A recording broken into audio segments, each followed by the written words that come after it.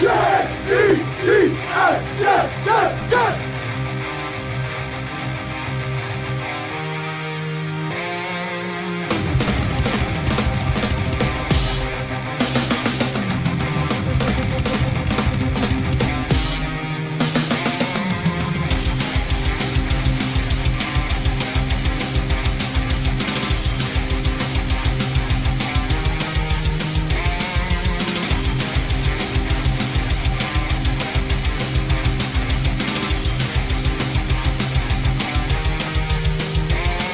Good job today, man. One at a time, and we'll get the job done. Y'all know what to say. On three. 1, 2, 3. and the home of the Jets.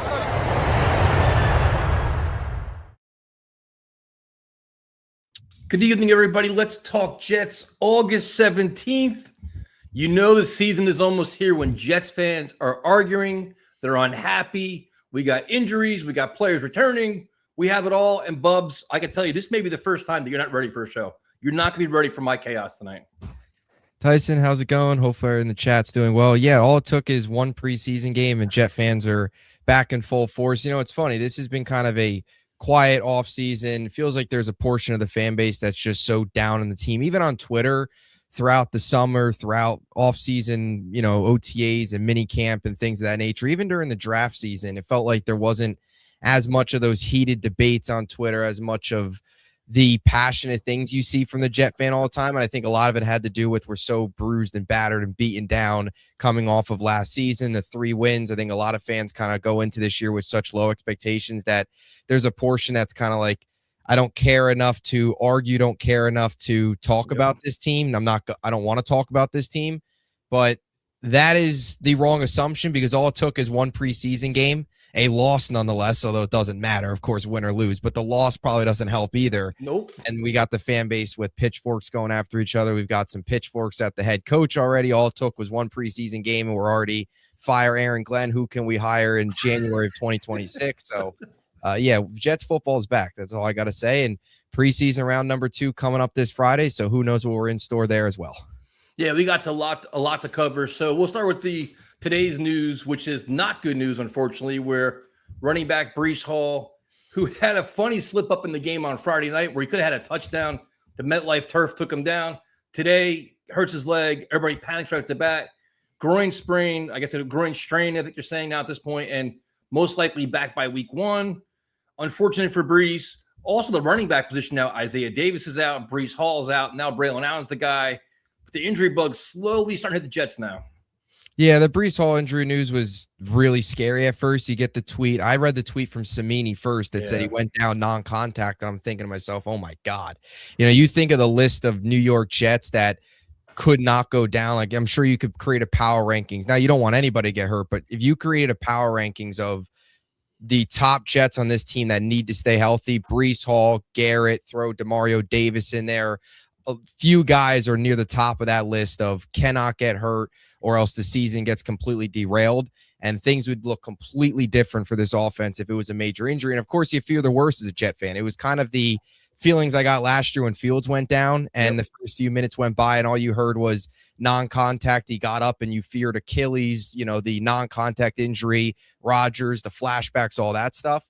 So with Breece, you started to fear the same things, but as the updates continue to come out, he got up, was over at the Traders tent, was walking on his own power, and it seemed like he was an upper leg injury, so that took out any of the ACL or Achilles, the worst case scenario, and it comes out to be a groin. You get the report from Connor Hughes just a little bit ago that the imaging came back fine. He'll only be out a couple weeks. The expectation is he'll be ready for week 1, which is a good thing. I was still a little nervous with the imaging because we've seen this from so many Jets coaches that say it's minor, it's day to day, and then day to day turns into week to week to week turns into month to month, then it's IR, and then it's like, okay, we really screwed this up. So all signs point towards him being ready for week 1, and that's fine. Ice him up.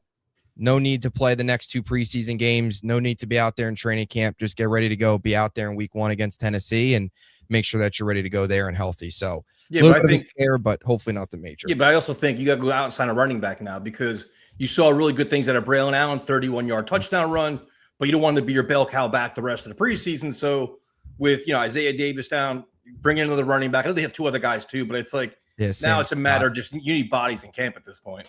Yeah, camp bodies. Sam Scott got a few more reps today. Yeah. Zay Davis is still out. I'm curious to see kind of where he's at here coming up because it's been already almost 2.5 weeks, I feel like, since he suffered the knee injury. So he's been out. Obviously, Brees now out as well. You don't want Wangu taking reps as running back in the preseason because he's your kick returner, and he's been a guy, too, that's kind of has a history of injuries. So can I say something? But Wangu, dude, I like the way Wangu plays. The problem with him is his injuries, but he can catch the ball and run. He's explosive. Like when he gets through the line of scrimmage, he could take off, which you love that. But again, like you said, valuable returner, and he just can't stay healthy ever. Yeah, the last thing you want him is out there in the fourth quarter of a preseason game pulling a hamstring or something, and all of a sudden he's on IR because that's what caused them to lose week 1. He got hurt. Gibson's back there instead of Wangu, and they lose that game. He single-handedly, even the Miami game, we probably win both those games if he's out there. Talk about one of the most valuable Jets. He's been that. Obviously not healthy, and a lot of times you could tell a guy's value when he's not out there, and that's been the case with him.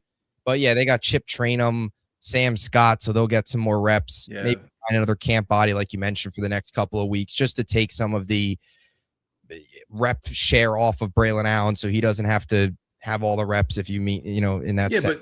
Just get other bodies out there. But at the same time, if Isaiah Davis' timetable for return does not improve and you start getting closer to week 1, week 2, I go out and try to find our veteran running back. I find a guy that's been there, done that, played in the NFL. You just can't take chances, man. You don't want to get cute. Like, no big deal. No, you got to kind of watch all these injuries with the Jets. They always mishandle them, but it's also you want legit insurance packages, not some relative unknown. So you have Brees Hall's banged up. That's like Geno Smith's banged up too, which is okay. Not panic time now. August 17th. It's an ankle. It's a foot. Whatever you want to call it.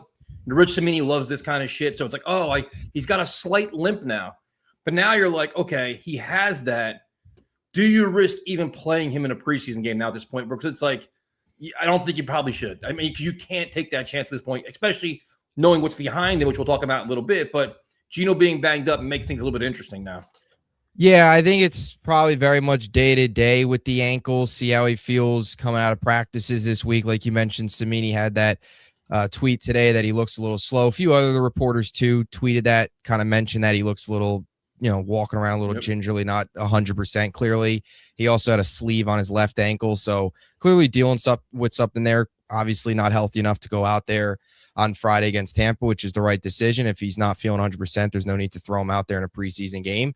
As much as I want to see him get the reps and think this first team offense could use the reps, if he's not ready to go and you're risking something further, you're risking missing regular season time if you throw him out there in a preseason game, then hold him back. Maybe this is something where they hold him back this week and then just look at next week as 100%. That's the 100% dress rehearsal. Go out there and have all the starters play and leave this week to Klubnik, the backup quarterbacks. I mean, Zappe and Cook, nobody in America needs to watch those guys, but see a little bit more Klubnik, which I'm sure we'll get to here in a second. Obviously, maybe a few of the other starters, get some of the more rookies out there, some more reps, some more burn. So I think you look at Geno as possibly throw him out there against the Giants, dress rehearsal, 2 drives or so, 3 drives as a ramp up for week 1, and then, on to Tennessee at that point. So that's the bad news where you have Geno banged up. Brees is going to be out. We also got some good news where Tavondre Sweat's coming back. Him and Osai are off the PUP or the inactive list, or whatever the hell those lists are at this point, but they're back and they're taking it slow, both of them, which I have no problem with at all. They're both veterans. You both do that. The concern is Sadiq and Pons are still out, and it's just like it's like a lost training camp, dude. And people can call me negative. I don't really give a shit at this point. They've missed training camp. They're missing preseason games. They both play positions where you want to use a variety of skill sets, where you want to play Pons inside, you want to play Bonds outside, you want to play Sadiq, inside, outside, do all these different things. Your best ability is availability, and neither one of them are in practice or making preseason games. So now it's like, ready for week 1, great. But what can you actually expect of them? Probably not a lot. It's probably week 4, week 5 where you may see more out of them than anything. Because that's kind of, if there's a disappointment, it's got to be that. Yeah, I'm right there with you. The Pons injury to me is even more, I don't know if I want to call it frustrating or disappointing, because with Sadiq, we got the update. He suffered a setback. It was clear. Pons has been out since day 1 of camp, and it's the calf injury, and he's been listed day to day for the entirety of camp. He's been on the bike. He's been working on the side field. He's still not back. Like, you start to get a little concerned of, is this something more than the Jets are letting on to? Yep. If that makes sense. I mean, it's day one of camp. He suffered the injury, and we are sitting here. Tomorrow's going to be practice number 12. Yep. We are heading into training or preseason game number 2. Next week's it. Then roster cut downs the week after that. Yep. It's crazy. Blink of an eye. We only have a week and a half, 2 weeks left of camp. We are more than halfway through camp. Usually it's about 16, 17 practices. We're 11 practices in. There's only about 5 to 6 practices left. Pons was out there for day 1, and that's it. He's the one I'm really starting to get concerned with, and I'm even getting frustrated with that too, because that was a interesting battle to watch between him and Brownlee for that starting slot corner job. And you have to think Brownlee's going to get that, because do you trust just throwing Pons out there for a rookie that was not out there at training camp at all as the starter? And then how long does it take for him to ramp up and potentially become the starter in the regular season? With Sadiq, at least we knew he suffered the setback. He was going to be out for a couple of weeks. Pons, we've heard nothing. He's on the side field every day, and he's not back yet. I was hoping he would be back next week, or last week rather, for Tampa. Yeah. And that would have been a good first opportunity. Okay, you're back for the joint practices. That's good experience. Maybe don't play and rush him along in the game against Tampa, but then maybe have him out there this week against Pittsburgh. He's not going to be out there this week against Pittsburgh, bearing something unforeseen. So that's already 2 preseason games he's missing out on. So Pons is the real frustrating one with me, and a little bit puzzling, because he's been out the entirety of camp with the calf injury, and it doesn't seem like there's any progress there of him coming back. With Sadiq, he suffered the setback. We kind of know the timeline, maybe back next week or towards the end of camp. And with Sadiq, it's frustrating too as well, because he's not learning the offense. He's not building that connection with Geno. And he's missed Sadiq. And he missed OTAs too. Yeah, exactly. Missed OTAs, missed minicamp, which a lot of people forget. I'm glad you brought that up. That was 10 practices as well that he missed out on. And with Sadiq, this was somebody who I thought actually the first few days of camp was playing pretty well. You heard his name a lot. He was one of the top rookies the first few days that you were hearing. Him and Geno were on the same page. There's clearly been more of an effort to get the ball to tight ends, because Mason Taylor's had a good summer so far, but he's missing out on all that. So they're both frustrating, because they're 2 rookies that you'd expect going into this year we're going to play 2 big roles, 2 starters, Sadiq and Pons possibly. So, yeah, that's definitely tough to see those 2 guys still not out there, especially Pons. All right, so we covered the injury report, and that's something we always keep a track on. It's the NFL, and it's all about adversity. It's all about handling it with depth, coaching, and everything else. So we go into the game Friday night. Now, to be fair, we talked about this on Monday. I talked about this on Tuesday with Ian. Geno Smith in my world would play 2 series. Cade Klubnik would play at least 2 quarters, and then let the other guys figure it out. I genuinely don't care, because preseason is a time to learn, earn your reps, earn your playing time. Just show what you can do, and let the coaching staff know how far you developed and how much more you need to do. Fine. We get the news Friday that Geno Smith is injured, hurts his foot. Cade Klubnik's going to start. Now, keep in mind, this injury happened on Thursday. They knew on Thursday, though they had 24 hours to figure out their plan. Cade Klubnik goes in. Now keep in mind, not against the Tampa Bay starters, against second stringers. Two scoring drives, touchdown, field goal, great. He looked poised, looked like he knew what he was doing, made some mistakes. The throw to Garrett Wilson, while it was high, I mean, he looked first preseason game. They take him out of the 2 series with 5 minutes into the second quarter. Bubs, I first guessed it then. I was like, you've got to be kidding me. This is the perfect time to let this kid play and figure it out. Let the ball fly, throw it around. Just get used to being in the NFL, the speed of the game, the offense, and otherwise. He also practices with the second string. It's not like, oh, these are guys he don't know about. He actually practices with these guys. Exactly. So there's no harm in this. So my question is, what exactly are the Jets doing? They're like, well, they're just protecting him. Then here we go. You're a stats guy, but so am I. So how many other rookie quarterbacks played, and how much did they do? And they did a lot more than the Jets did. It's ridiculous. Here, so I got it right here. Yeah. Garrett Nussmeier, 19 pass attempts. Drew Aller, 13. Carson Beck, 19. Ty Simpson, 25. Fernando Mendoza, 16. So every other rookie quarterback in the NFL can play, but Cade Klubnik only gets 7 throws. That's ridiculous, dude. So the question is he not ready and they're scared to expose him? Is it they're worried about a quarterback controversy? Please explain to me why they did this. And I would say, why are you so worried about it?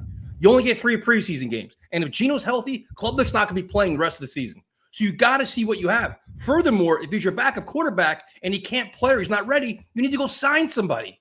So it's all, there's no downside of him playing in this game. Oh, he might get hurt. So what? That's called football. So instead of letting him play, he may get hurt. We can't play him. We can put him in bubble wrap. He hasn't earned reps. He hasn't proven he's a starting quarterback or a backup quarterback. He's proven nothing in the NFL. There is no reason whatsoever to limit his reps at all. Yeah, I'm right there with you, and I'm glad you brought some of this. Yeah, you're 100% correct, and I don't get the fan base that's just okay with the 7 pass attempts, 5 of 7 called a night. And I'm glad you brought up some of those numbers. I'll throw a few more on here. Carson Beck had 19 pass attempts in the Hall of Fame game. That was kind of the start of, the stretch of really good play from rookie quarterbacks so far this preseason. And Joe Fanano, too, the UConn quarterback with the Ravens, UDFA, got a ton of reps. He was up to 28 pass attempts, which I believe was the most out of any quarterback the entire week 1 from Hall of Fame game all the way throughout, last weekend's game. There was no excuse for Klubnik to only play the little amount that he did, especially the way that he looked, how well he played. You wanted to see him continue it. And I had such mixed feelings going into the game because when you hear that Geno wasn't playing, there was certainly a bit of disappointment because you wanted to see Geno and the starters out there and what they look like. But at the same breath, and I'm glad that you mentioned it because I went to the same area in my mind. Okay, well, Klubnik's going to get his set reps, like let's say 2 quarters, and he's going to get Geno reps. Bingo. So you would think in theory going into the game, Klubnik's going to get 2 more drives than he would have thought. That was the silver lining. That was the glass half full thinking to the Geno injury that Klubnik, we're going to get a whole 3 quarters of Klubnik potentially here when we maybe only we're going to get 2 quarters of Klubnik. 100%. But the fact that they threw him out there, he went 5 of 7, 56 yards, looked good, had the 2 third and long completions to Garrett, which was awesome, and looked calm, cool, collected, composed, all of those things that you talk about a young rookie quarterback wanting to look like. He had that. And by no means are either of us saying that he's going to Canton now because he had 7 good plays from a pass attempt standpoint. But we should have saw more.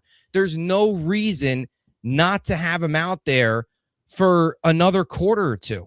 Nope. And I'm so sick of hearing the excuse, this coach, it's a true competition. I wanted to see Bailey Zappi. I wanted to see Brady Cook. Let's get real for a second, coach. Brady Cook is god-awful. Terrible. We know what Brady Cook is in the NFL. Yep. And Bailey Zappi is god-awful too. You and I and 90% of the chat could throw a better spiral than Brady Cook. Yep. And Arian Stonehand Smith stinks too. So, throw him in the mix too. I know the second interception wasn't on Zappi, but the first one was awful on Zappi. He threw back-to-back picks. Zappi's not any good. Bailey Zappi and Brady Cook taking Cade Klubnik reps is inexcusable. It is. In a perfect world, Geno's healthy for all 17, and he plays well, and this team's competitive, and they win games, and offensively, they're just average, right? That's what we talk about. Can you just be average offensively?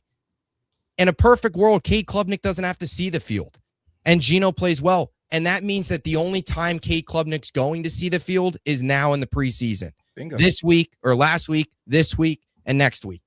And throwing him out there, he basically played the role of Geno Smith, which is inexcusable.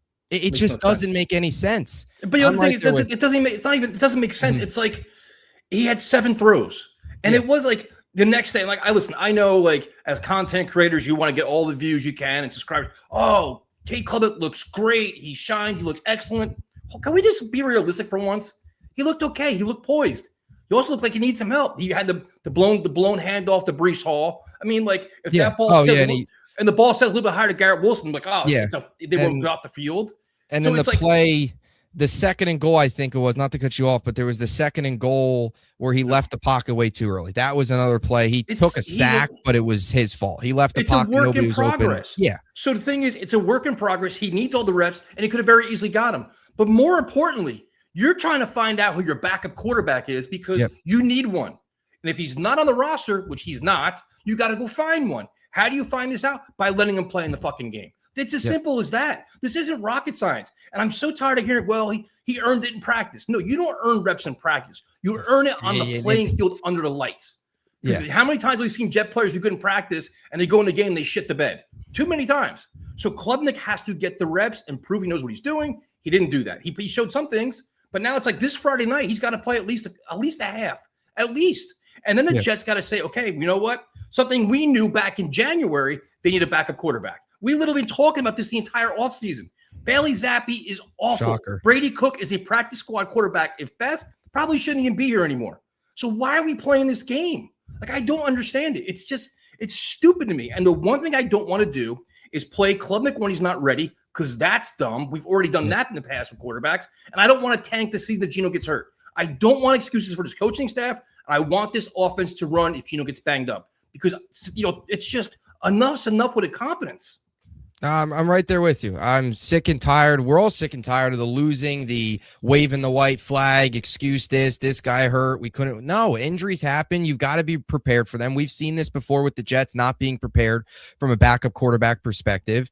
And great. So 7 pass attempts from Klubnik. And I know he's going to play the next 2 weeks. So this is maybe a little bit of an invalid argument, but he looked fine. It doesn't mean he's ready to go. It doesn't mean that you can now trust him, throw him out there week 3 if Geno got beat up and be ready to go when you're limiting his reps. And like you mentioned, I don't want to hear the practice nonsense at all because he hasn't looked that good in practice. So don't give me he hasn't lit it up in training camp. He didn't light it up against Tampa in the joint practices. He's had some good. There's been some bad. I think it's been very mediocre. I don't think he's stood out at all. I don't think the only reason he's sort of running away with the QB2 job is because the 2 guys behind him are terrible. That's why. It doesn't take much to run away from Bailey Zappi and Brady Cook, and we know what those guys are. And Tyson, you're spot on. We talked about this in January, February, March, April. Bailey Zappi's not good. Brady Cook's not good. We know this. Everybody knows this. The Jets seem to not understand that, but again, they don't understand much, so I guess we can. And that's not much. And the other thing, too, it's like, this makes you become, because I'm old, that cynical, same old Jet fan. It makes you cynical. I'm like, all right, they're not playing him. Why? Are they scared that he's not ready? And they're going to be like, well, you traded up in the 4th round to get him while all these other quarterbacks are playing. Are they doing that? Are they scared that he plays well and there's going to be this quarterback controversy? Like, what is that? It just doesn't make any sense. And now it's like, okay, we're going to give you this pass because we got to talk about the rest of the game. But now it's like Friday night, all eyes are on Cade Klubnik. He has to play a half of football. If he doesn't, like, why are you hiding him? What are we hiding here? And the one thing that's driving me crazy, Frank Reich knows what he's doing. Okay, great. So what is it then? Because everybody else is playing plenty and he didn't. So to me, it's just odd, dude. And it's like the reason why I feel it's fair to question this, because we saw this coach be incompetent last year. It's not like this is John Harbaugh. Okay, trust John Harbaugh. No big deal. No, why are you sweating it? Because Aaron Glenn should have been fired last year. So now our whole thing is just trust Frank Reich. Okay, well, this decision is questionable. Now you have to play him week 2 and week 3, and you have to go find a backup quarterback and stop being so arrogant about it. Yeah, and look at the few coaches that let their young quarterbacks let it rip out there. Yep. Garrett Nussmeier, Andy Reid, Ty Simpson, Sean McVay. Yep. So Aaron Glenn is not on the good side of being an outlier in this, from a coach not letting the rookie quarterback kind of let it rip, let him get all those reps. And I'll say this too, and I'm glad you mentioned this a little bit earlier, just to kind of spin back on the one point you made. It's because I've seen this a ton, and it's total nonsense. Oh, well, he was out there with the starters. You don't want to throw him out there in the backups. That is so dumb, because he's been practicing with the 2s all summer long. That is total nonsense excuse for why he's out there. He's been practicing with the 2s all summer long. He got some time with the 1s. The fact that the backups were out there has no impact on why he should have or should not have played more. He should have played more. There's no reason for him not to play more. And it was disappointing. And there was a lot of meat left on the bone. There was a lot of reps left on the bone. And there was honestly a lot of takeaways left. Because to be honest, it was also tough to evaluate some of these 2s when the quarterback minus Klubnik was just awful. But that's I mean, Omar Cooper Jr. was dealing with Bailey Zappi. It's kind of tough to evaluate some of these depth receiver guys, some of these other players that you want to evaluate when the quarterback play was so bad. Klubnik had a rhythm. He was playing well. Let's evaluate him and also evaluate these other pieces as well. So it was way too premature. And here's the reality. everybody could call us negative, whatever we want, whatever they want to call us. This head coach has zero built-in excuses. Zero. Yep. This head coach has proven nothing. So any little move, it's just the reality that you question is you're going to be critical of it because he's proven you nothing. He does not deserve any sliver of the benefit of the doubt. Any sliver, especially with the way that we saw the quarterback situation handled last year. That's exactly right. So, and that's why it's fair. And that's like, I got all kinds of my last video, I got all kinds of comments on. I'm like, oh, cool. Like, listen, it's just, this is a fair conversation to have. It is, no matter how you look at it, because it's not just us. It's like even NFL analysts all across, like, man, that's surprising. Especially when, again, it's Jet specific because we went through all the quarterbacks that all played significant reps. So that's done with that. Klubnik better play a lot on Friday. Glenn, I mean, it is what it is. The quarterbacks, Zappy, horrendous. Brady Cook, terrible. The offensive line looked solid. The problem you have is you played against the second string Buccaneers and the third string and everything else. Also, it's vanilla offense. It's a basic install. You're not going to see a lot. Both teams blitzing, but nothing crazy. They got off the field great. Where it gets interesting is at wide receiver, where you're like, all right, Garrett Wilson looks like he's in regular season form with the incredible catch. I knew he's out of practice today with a sickness. A.D. Mitchell didn't do much. You saw Omar Cooper Jr. get involved. But the Isaiah Williams thing is interesting, where it's like it seems like he's passed Omar Cooper Jr. on the depth chart where he started with the starting group. He was with them. Maybe Omar. The one thing you can think about too with that is Aaron Glenn's a Bill Parcells disciple. Bill Parcells did that a lot in his time with the Jets and his career, where he never gave that rookie the shine early on. He's like, oh, you know what? Second, you got to earn first string. So I'm not going to put too much stock into it now. While Isaiah Williams has had a good camp, he may be trying to motivate some of these young guys by not giving them that nod right off the bat. Like, you know what? You got to show us a much better camp to pass Isaiah Williams. Yeah, for better or for worse, Glenn, since he took over last year, has preached competition. Yep. He's often used the saying of, nothing's written down in pen. I think it is. He mentioned that a few times last year. I think this is one of those situations again where trying to maybe light a fire a little bit under Isaiah Williams. You saw it last year too with Tittman. Remember the whole Josh Myers, Joe Tittman thing. Now, turns out it didn't even matter because ABT gets hurt. Tittman slides the guard. Myers starts anyway at center. So it was kind of a non-factor in the long run. And now Tittman's your long-term piece at right guard. But we all knew Joe Tittman was better than Josh Myers. There was no ifs, ands, or buts about that, but it was kind of sending a message to Tittman, sending a message to the other offensive linemen like, hey, we've got depth here. We believe we have depth here from last year's standpoint. Let's, a guy that they brought in Josh Myers. Tittman, of course, wasn't one of their picks, preaching competition in that sense.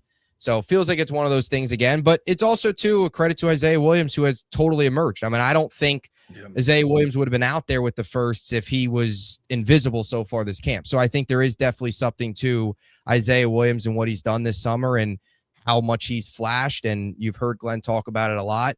He is forcing the coaches to give him more reps and more opportunities because he continues to take advantage of every opportunity he gets. He continues to have these strong practices to the point where they have to give him more looks. They have to give him some more chances and maybe expand his role a bit. We looked at Isaiah Williams, forget just even the Omar Cooper thing. We looked at Isaiah Williams at the beginning of the year as the wide receiver 5 behind Tim Patrick. I think by now he's completely blown by Tim Patrick. Yeah, I agree. Tim Patrick had the nice block on the Braylon Allen run play, but you have heard nothing from Tim Patrick in training camp, and you didn't see anything out of him from a pass catching standpoint on Friday. Isaiah Williams has definitely blown by him, and there seems to be a little bit more competition there from the starting slot standpoint. So credit to Isaiah Williams, but yeah, also the whole competition element goes back to the cornerback too. I think A.Z. Thomas is running away with that battle, but it's still very much Nashawn Wright, A.Z. Thomas. They're fighting for it, although I think, it's pretty – you could tell that A.Z. Thomas is going to win that battle, and he should, but obviously Glenn's not going to say any of that. He's going to want that competition to continue. And the other point, you really made a really good point before, is when you have Brady Cook and Bailey Zappi in the game, it's like you can't really see your passing offense because they can't pass the ball. But I will say this. Arian Smith is as advertised. The dude just can't catch. He couldn't catch last year. He can't catch this year. He can be a speed demon. He is a special teams guy at best. Any competition now, it's got to be like, just give him a handoff, because I think other than that, you're going to be screw catching the ball. And disappointing, but you got to own it. Thankfully, the Jets have pivoted and their wide receiver room is deep where you don't even need them to contribute. But that pick is what we all expected. It's not a good pick at all. It was the most obvious throwaway day 3 wide receiver that the Jets have had again. And we've seen the Jets do this a ton. This isn't just Aramuji. Go through the long laundry list of Jets wide receiver picks that they have just thrown away on day 2 and day 3. Arian Smith being the most recent example of that. And we all knew it. They took him in the 4th round for a guy that, by all accounts, was a priority UDFA. People did not look at Arian Smith even as a 7th round pick. All of the top draft experts had him as a UDFA. Jets took him in round 4. We all knew what he brings to the table from a speed element, but he doesn't do anything else well. He can't run routes. He can't catch. He hasn't had a good. He's flashed a few times in camp, but he flashed a little bit last year in camp. I think he is your typical like training camp warrior because he can kind of just let his speed take over when it actually gets to a game situation where the speed of a game catches up to him. He's not nearly as effective as he is in a practice or a 7-on-7 setting where there's just open field where he could just let his speed take over. When you need to be more fine from a route running perspective, hands come into play, football IQ, all those things from a wide receiver standpoint in a game, he doesn't pass that test. Training camp where it's a little bit more free, he can make some plays, but you got to perform on the field. Training camp means nothing in the grand scheme of things. So he's a complete zero. He gives you absolutely nothing as a wide receiver. And we talked about this, I think, last week. You look at Isaiah Williams maybe kind of taking over the role that we thought for Arian Smith, where Isaiah Williams was working with the Olympians, track stars this offseason, put on some speed. He showcased that throughout this summer so far. Maybe he can be that kind of vertical threat speed guy that we hoped Arian Smith would be, although we all knew that it wasn't going to be the case. Yeah, I mean, Stephen Hill, go through the list of just dreadful wide receivers. So you got the wide receivers where you saw, you didn't see a lot, unfortunately, because the Jets passing game is just not, once Cook and Zaxton came in, it was a complete joke. Almost like we saw that for 4 weeks last year. That is not effective. Yeah, it's almost Brady Cook is as advertised too. So then you go to tight end group where Mason Taylor had a couple grabs, having a phenomenal training camp. Sadiq is out. So you're like, all right, what are they going to do behind them? And to me, Jelani Woods keeps making things interesting where he didn't have any catches because they can't throw the ball, but he's blocking, he's healthy, he's got ties to Frank Reich. He's a huge asset, like a huge target, 6'7". So I'm just curious to see if he keeps getting reps over the next couple preseason games, if he can find a way in this roster. You have Rucker, but then Andrew Beck hasn't done much. He's playing with the 4th string, I think, at some point. Yeah. He was in the game late. I'm pretty sure late in the game in the 4th quarter. So I'm like, his roster spot's got to be on the line, or they're looking for something there. So the tight end group is Jelani's kind of interesting, man. Again, I'm partial. I wanted to see him play last year, and the Jets blew that. So I'm curious to see what happens in the next 2 games. Yeah, I think we're really heading to what you and I have talked about a lot, which is the 4-man tight end room, and Beck is the odd man out. Even the few plays that Beck have made in camp, the quarterbacks that have thrown and passes are like Zappe and Cook. So he's been with the 3rd and 4th teamers. He hasn't even been really up there with Klubnik at all. It's been Woods, Chase Curtis, UDFA, who won't make the team. He's actually had some plays in camp. Even he's gotten some reps. But it's been Jelani Woods, and Mason Taylor's got more run, and Jelani Woods has also got more run. All 3 of them, really, because Sadiq's been out. So that's kind of been the one silver lining, if you want to call it, with Sadiq out, is Mason Taylor, Rucker, Jelani Woods have all gotten more burn, specifically Woods in this part of, what we're talking about, obviously, in terms of his chance of making this roster. But he's got the ties to Reich. He gives you more of that receiving upside than Rucker, and Rucker can give you more of that Andrew Beck type of role where they're not as repetitive. It deepens things a little bit in that back end of that room. Just somebody that knows this system, and somebody that he's not going to be your number 1 tight end. We are, splitting hairs at the end of the day. He's essentially your number 4 tight end, 3rd pass catcher in line, if you will, because he definitely would draw more looks from a pass catching standpoint than Ruckert will. But you're looking at a guy that was off to a really good start in his career, and it's been the injuries that have plagued him over the last 2 years. I wish we saw more of him last year, but he's got athleticism. He's an athletic freak. He's got some speed. There's some things to like there, and he's had a really good summer, and I'm right there with you. I'm intrigued to see what he looks like over the next 2 games. You want to see him go out there and put it together a little bit more in a game setting. So that'll be another name to watch for, but I am fully on board with Mason Taylor, Sadiq, Ruckert, Woods, and Beck as the odd man out. And I could definitely see we're heading to that, and I could see Reich pounding the table in a way for that. Like, I want this guy. He's spoken highly of Woods in his press conferences a few times. Yep. I want Woods. He gives me more from a pass catching standpoint than Beck, and Ruckert can give me what Beck brings to the table. Yeah, so you're looking at, just to recap the offense, you saw some good, you saw some bad, you saw some questions. I think leaving the game, you say, you know what, we need a backup quarterback.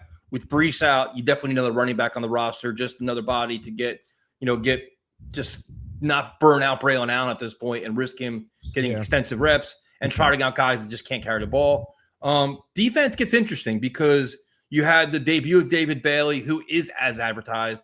Again, you're not going to show a lot in his first preseason game, but you saw the explosive step. You saw him collapse the pocket on Will McDonald's sack. David Bailey was forced, getting up the middle. So a lot of encouraging things there on the defensive line. And then keep in mind, it's like I saw a lot of people like, oh, this Jets defense blows. I'm like, dude, Tavondre Sweat's out, Joseph Asai is out, Egnabari's out, D'Angelo Pond is out. Like, you have a lot of guys on defense that are out right now, and they're going against the backup Tampa Bay offense. It's like, you saw some good things out of rookie, but not a lot of takeaways. But at least they were flying around making tackles, and of course, no interceptions. Yeah, still no interceptions. Was hoping for maybe one of those.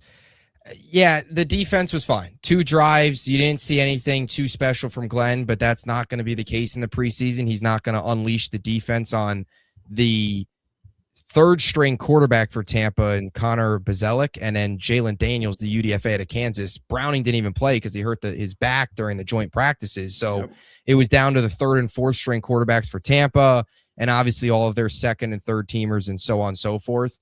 But they were fine. They held them to 2 drives, 2 punts, a 3-and-out, and then the second drive, 5 plays for just 12 yards, and Tampa punted. So the starting defense on the field twice, got off the field twice, did their job against the backups for Tampa.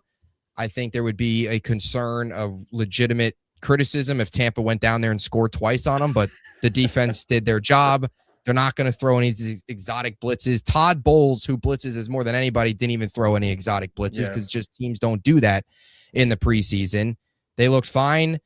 Bailey with the stunt on the Will McDonald play forced Will McDonald kind of close the gap, if you will, in terms of the sack. He also had a pressure on 8 snaps. It's 8 snaps to David Bailey. See more out of him over the next couple of weeks here.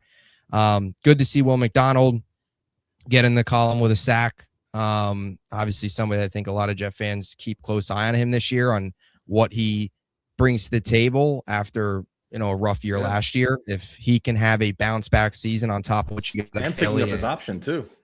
Yeah, definitely. So I thought the defense was fine. My 2 big observations were, A.Z. Thomas was starting over Nahshon Wright, and Cisco is still starting next to Minka. Yep. I just don't get it. I still think it should be Belton. I think Belton's been better this summer, but there clearly seems to be something with this coaching staff that likes Cisco. For whatever reason, they seem to like him. He always seems slow. He always seems out of position. He's taking bad angles. And he can't do anything. He can't tackle, and he's terrible in coverage. And that was one thing with Cisco a few years ago. He was one of the better ball hawking corners in the NFL, 22 and 23. He had 2 really good years back to back. And in 24 was bad, but a lot of it was blamed on the poor coaching staff. Nielsen, the defensive coordinator in Jacksonville, they blew up that staff. Everybody on Jacksonville on that defense took a step back. So the hope was last year it was a coaching thing. He came in here, even prior to the torn pec, he was awful. Yep. So we're getting to the point with Cisco where his rookie year, he didn't do a whole lot. He had 2 really good years and he's had 2 really bad years. The bad and the good have kind of been even. We're at the point where we're getting further and further away from the good years of Cisco, where those are starting to become the outlier. And I just think Dane Belton gives you a lot of what this Jets team needs. He's a playmaker in the secondary. He can play the box, solid in coverage, and he's really good against the run. The Jets need all 3 of those things. Cisco, he's lost in coverage, and he's not a good tackler. He had a career-worst season last year from a tackling standpoint. But also, which is surprising to me, is Malachi Moore's not really standing out either. Like, Malachi Moore, all the hype around him last year. Last year, he wasn't good. He was average at best, probably a little bit below average. And this camp, he's been quiet too, where it's like that would you figure if Aaron Glenn's this magician on defense, that can get a lot out of his guys and make them improve and show us some things. Moore seems like he has a long way to go. So you figure if Belton's that guy, maybe Cisco's your backup. Like, I don't know. It seems like if you're looking at positions of need, safety could be one where you may want to get some upgrades when they do cuts, the final cuts for the teams. And then you look at the linebacker position. To me is still interesting because I think they're trying to hype guys up, but I'm like, I'm not so sure I saw the same thing everybody else saw. Like, you had Michael Walker, you had McCrary Ball, Malinois. It's like, all right, are you really impressed? Like, in the preseason games, these guys should be heat-seeking missiles, lighting people up and blowing up plays. Did you really see that? No, there wasn't a ton from the linebacker group. I actually think Michael Walker and Kiko Malinois have had pretty solid camps, but they didn't really flash in the game, and you were hoping to see one of them flash. Exactly. And I look at this third linebacker as still a area of improvement. We talk so much about backup quarterback. I still look at Jermaine Pratt, Bobby Okereke, Matt Milano, any of those three guys, bring them in. Third linebacker, I always go back to 2022 with Quan Alexander. That type of move deepens that linebacker room, gives you depth behind Demario Davis, Jamie, and Sherwood. In the event that Sherwood's having a tough season and last year's struggles carry over, you have a third linebacker there that can then slot in and potentially take over for him if that worst case scenario pops up. But even if you get to the point of Demario Davis or Jamie and Sherwood get banged up for a week or two, you fully trust Okereke or any of these other free agent linebackers out there more than Malinois or Michael Walker. Marcelino McCrary Ball, he always is flying around. He brings a ton of speed, but he's more just a special teamer. He's not a guy that you look at being your third linebacker. Yep. And then you mentioned AZ Thomas, which I'm rooting for him big time, man. I like him as a player. He missed time last year due to injury, but he's competing with Nashawn Wright. But it seems like Glenn likes him a lot too, where it's like big, tall, physical corner, kind of learning on the job, which you don't mind. Like, with a young player like that, if he has a lot of potential, I don't mind him learning on the job, because you figure the defensive line's going to be better, the pass rush should be better. They're not going to be sitting on an island for 8 seconds. They should, if he could hold his own for a little bit and figure it out, like, I'm willing to endure that. You have Brand Stevens on the other side. So the secondary is interesting, but just due to injuries at this point. But we'll see what happens this week. But I think Aaron Glenn really wants AZ Thomas to win the job. Yeah, I think so too. And I think he is right now. And I think you look at AZ Thomas, and I just think he's better than Wright. And I like the Wright signing just because he gives you a level of playmaking in that secondary that the Jets desperately needed and severely lacked last year. Yep. But Wright is one of those, he'll rack up interceptions, but he gets burnt a ton. I think he was upwards over to 700 yards allowed last year. He was, like, I think in the top 5 among quarterbacks and yards allowed. That all got covered up because he gives you the 5 interceptions. He is very boom or bust. AZ Thomas is more of that legitimate lockdown corner that just raises the floor, in my opinion. No, 100%. So you look at offense, defense, special teams. The kicking battle continues. Cade York, Jason Sanders. That one kick, I swear to God, I thought Cade York missed it. Same.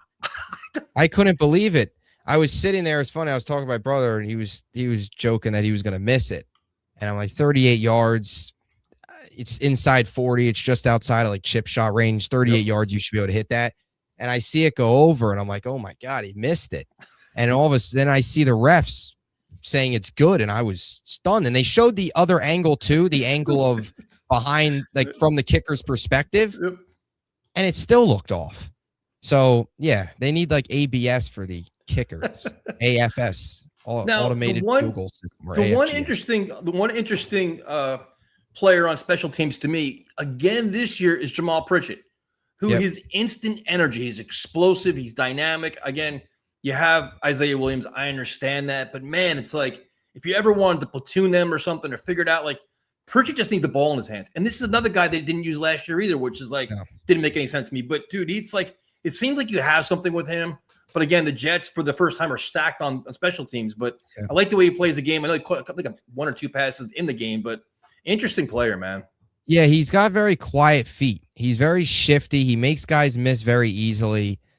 He's tough to bring down with the ball in his hand. Every time he's returned punts and kicks in the preseason, going back to last year, there's always positives you take from it. I mean, he had the 19-yard punt return, made a few guys miss, got it out to near midfield. And then he had the one good kickoff return, too, that got it out up past the 30-yard line, up to the 32. So, yeah, he's always been a guy I've always liked. Yeah, exactly. Smooth. He's shifty. He's quick.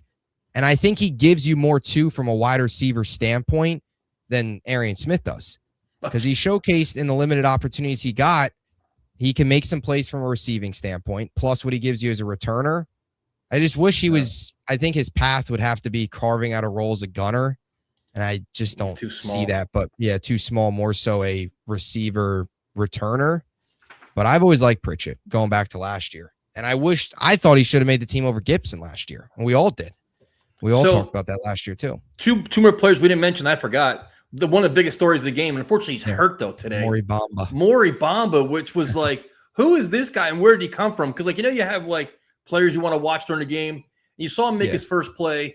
Then he had the pass break up in the end zone. I'm like, who the hell is this guy? I've never heard of him before. And then he kept playing. He struggled a couple times, but I'm like, all right, this kid's got some juice in him. Like, this is interesting to watch. And of course, he gets hurt. But then it's like, how long is he going to be out? And did he do enough to secure a place on the team? Or is he a practice squad candidate? And corners are at a premium. So did he do enough to have other teams want him? So the Jets will be interested to see how they handle him. Yeah. Very disappointing to see the injury pop up today with him. The knee injury was on the side field with the brace on. Yeah. Bamba Island, 4 pass breakups. 3 of those came in the first 10 snaps. Yep. And I think he finished with just 3 catches allowed for 3 catches allowed for 9 yards. And he also made a really nice play too as a gunner on one of the punts. Yep. Yeah, special teams as well, which is always a telltale sign if a guy's out there on special teams after making some plays offensively or defensively, that the Jets are like, let's see what he's got. He's probably worked in a little bit of special teams, because that is, for a guy like Maury Bamba, heck, look at Arian Smith. That's his path to making the roster. 100% is what he brings from a special team standpoint. Anything from a cornerback is a bonus, but if you could play special teams and you're that 56th, 57th, 58th guy trying to break the 53, special teams a lot of times what separates those final few moves. Unfortunately, with the injury, I think it's going to be tough. Yeah.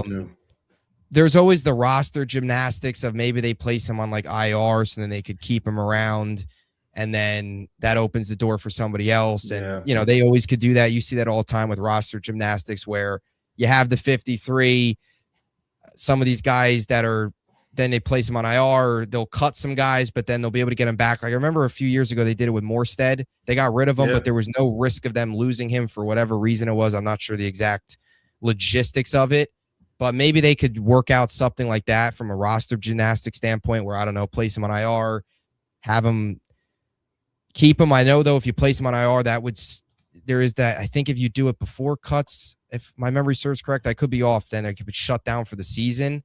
I don't know how that all exactly works, but I just think it's going to be tough if he only has 1 preseason game under his belt to stick around. But then again, and I was thinking about this watching the game, if Arian Smith gives you nothing as a wide receiver, why not keep Bamba around as your gunner potentially? And that maybe could open up the door for him, and Smith's the odd man out, but that's where we're getting hurt now, missing the next 2 preseason games. Yeah, it really hurts him, because if he continued that's the path, and that's where, and he doesn't have the practices either to showcase himself. So it's a tough spot. I think ultimately he's cut. Maybe there's another team that picks him up, but we'll see. It is only just 1 game, so maybe if there's other corners out there that showcase themselves a little bit more. But yeah, I see some people in the chat. He's got a really cool background. He's a freak athlete. He actually started his younger life as just a track star. He didn't start playing football till later on in high school. He played cornerback during his senior year.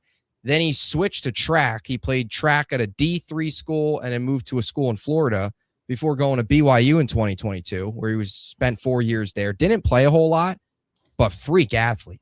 His 4.27 40, I think, would have been the fastest at the 40-yard dash this year at the combine. He wasn't at the combine. He did at the pro day, but he's an athletic freak. So he's another guy I forgot to mention before was Jordan Clark. He had a really good camp last year. Jordan Clark is a safety, making a lot of plays. And then a guy that a lot of people want to write off is Braden McGregor. If you look at defensive line, they're actually applying pressure and look relentless. He kind of stuck out a little bit too. Again, he's got a lot of competition to make the team, but it's like he showed something where it's like, all right, we were looking for guys that stand out amongst a lot of guys running around. He was one of them. Yeah, Jordan Clark flew around, looked really good. I'll throw another one out there too. Jarius Monroe has another guy that always plays well during the preseason, even going back to 24 last year. Last year he was great. Yeah, he was great. I think that Eagles game, he had like a few pass breakups and I think an interception, if I recall. I could be wrong, but yeah, I think that Eagles game in the preseason, the final game of the preseason, he was really, really good. He's always another one of those guys too in that safety room that fly around in the summer, but just numbers wise, it's tough to keep him around.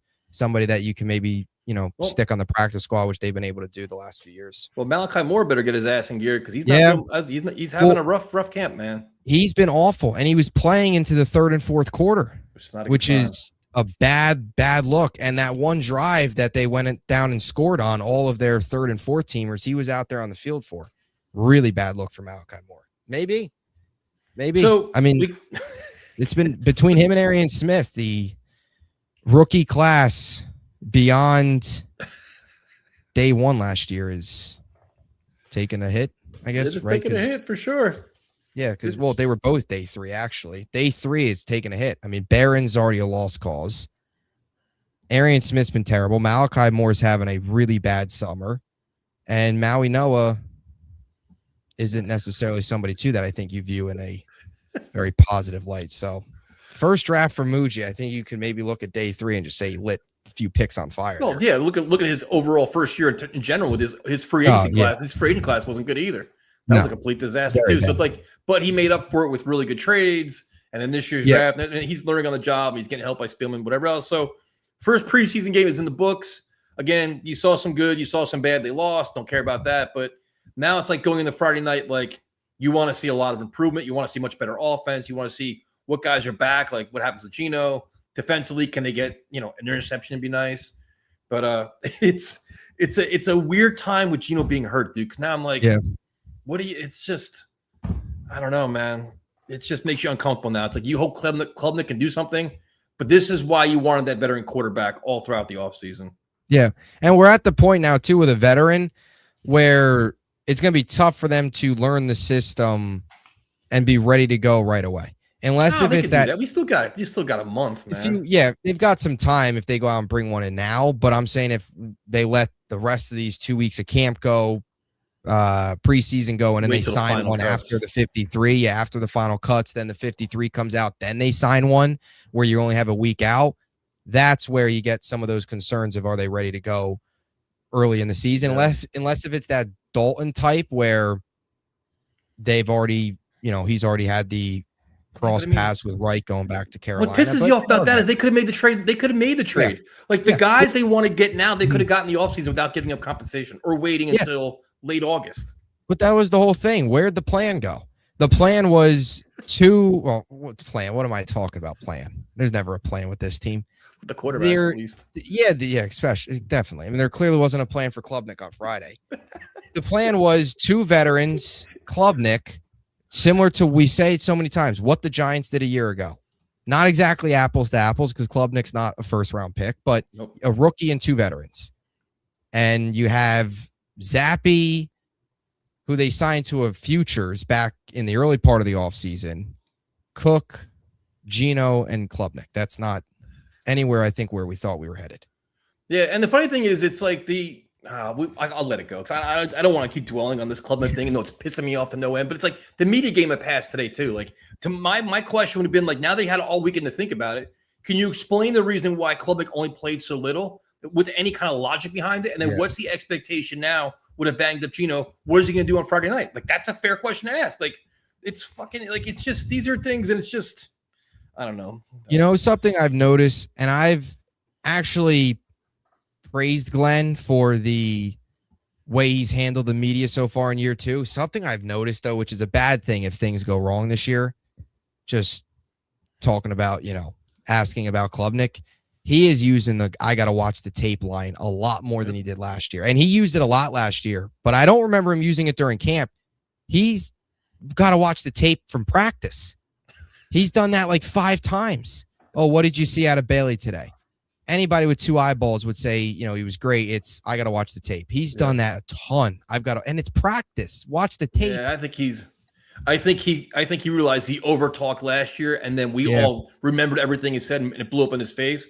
So now he think it's less is more, where he's buying himself more room. But One line though that doesn't work in this town. Watch the tape. It's solid. Yeah, solid. Gaze would always be. His nose would be so now deep into that paper on the sideline. So now Job is going to try to flex.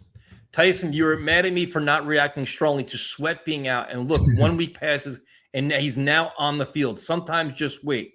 Okay, he's on the field this week, and now he's got a couple weeks to get in shape, learn defense, and make an impact. And hopefully that's the case. Should we not? You're probably not. You weren't worried about Sadiq either, who's not even practicing yet and hasn't been in OTAs. Not worried about him. You're probably not worried about Pons either, who hasn't practiced either and missing preseason games. Sometimes just wait, Bubs. Just wait. Well, that was I take accountability for that call. After watching the tape, not an 8 out of 10. Thank you. I think that's what I gave it, right? Yeah, have a little patience and positivity. That's right. That's me. And the funny thing is, like, we are patient. We are positive, but we can't be complete fanboys. Like, oh, everything is great. Cade Klubnik is clearly back up too. He looked incredible. He's the future of the franchise. Like, you got to at least be honest and ask the honest questions here. Like, what are we doing? And the thing is, you worry about it with a guy like Sweat because of his size, the injury, re-irritating it, and then learning the defense and learning his teammates and everything else. Like, there's a process to all this. Not like, oh, he's good, he's back now, everything's great. It's just, so we'll see. Yeah. Does he? I guess he. So now Java clearly wants to fight with me tonight, which is fine. I'm always ready for these conversations. So we'll bring on. What's up, man? How you doing? I must say it is funny with the. It's just I always not that you want to be negative all the time, but I always find it. Oh, you're being too critical of the Klubnik thing, or give this team a chance this year. Like, it's hard to be optimistic coming off a 3-win season. You're allowed to be, But the thing is, it's like the problem that the people have is we've been hit with the dumb stick for 15 fucking years. Yeah. Like, they haven't made the playoffs. They've given us no chance to believe in them, no chance to trust in them. They've given us nothing year after year. And this coaching staff started the same way last year, where you're like, we first guessed problems, like backup quarterback. We first guessed it. Here we are. So it's like when it happens in practice and you hear the same line, what do you want me to lie, ignore it? But you know what? I want to get subscribers today. Let me lie and say everything's great. Let me ignore my instinct and say, you know what? I think Aaron Glenn's a genius. I think Cade Klubnik should not only play a quarter this week too, just because that's what I want you to hear. Like, I can't do that, dude. Yeah, no, I'm right there with you. Even the end of the half, I think Glenn, the timeouts at the end of the half were a little questionable too. And I don't want to come across way too negative, but again, the coach doesn't. There's just those little things throughout these games with this coach that we'll see what happens. Sorry for cutting you off, man. We had to just get that out of our system. No problem. You guys are venting. It's fine. This is only one preseason game. Yeah, I know. Imagine if they get blown out by Tennessee. With very little starter action, and we're all saying this stuff. I mean, looking at this, I think what I'm really fascinated more by anything after watching that game is watching fans' reactions, because it's like it's so oversized, and I understand why. Every year you come in with hope and stuff, but you get people like the big one is Bailey is a big one, and you can tell all the people that wanted Bain or Reese, because it's like he's a bust. He didn't do anything. I'm like, wait a minute, okay, the guy had 8 snaps. That's not exactly a whole game. And then they're saying, well, Arvell Reese had 1 tackle and 1 assist for the Giants. It was okay. It wasn't that great. Bain didn't really do anything. It's a preseason game, guy. You're not going to see a lot. And you can say, well, she was against second team, whatever, so you should have gotten 4 sacks and 8 snaps. I mean, come on. Yeah, I think you saw a glimpse of Bailey, though, where you saw that explosiveness step. You're like, all right, you could see potential there. We're like, all right, this is what we've heard about in camp, and that's what we're seeing on the game. Yeah.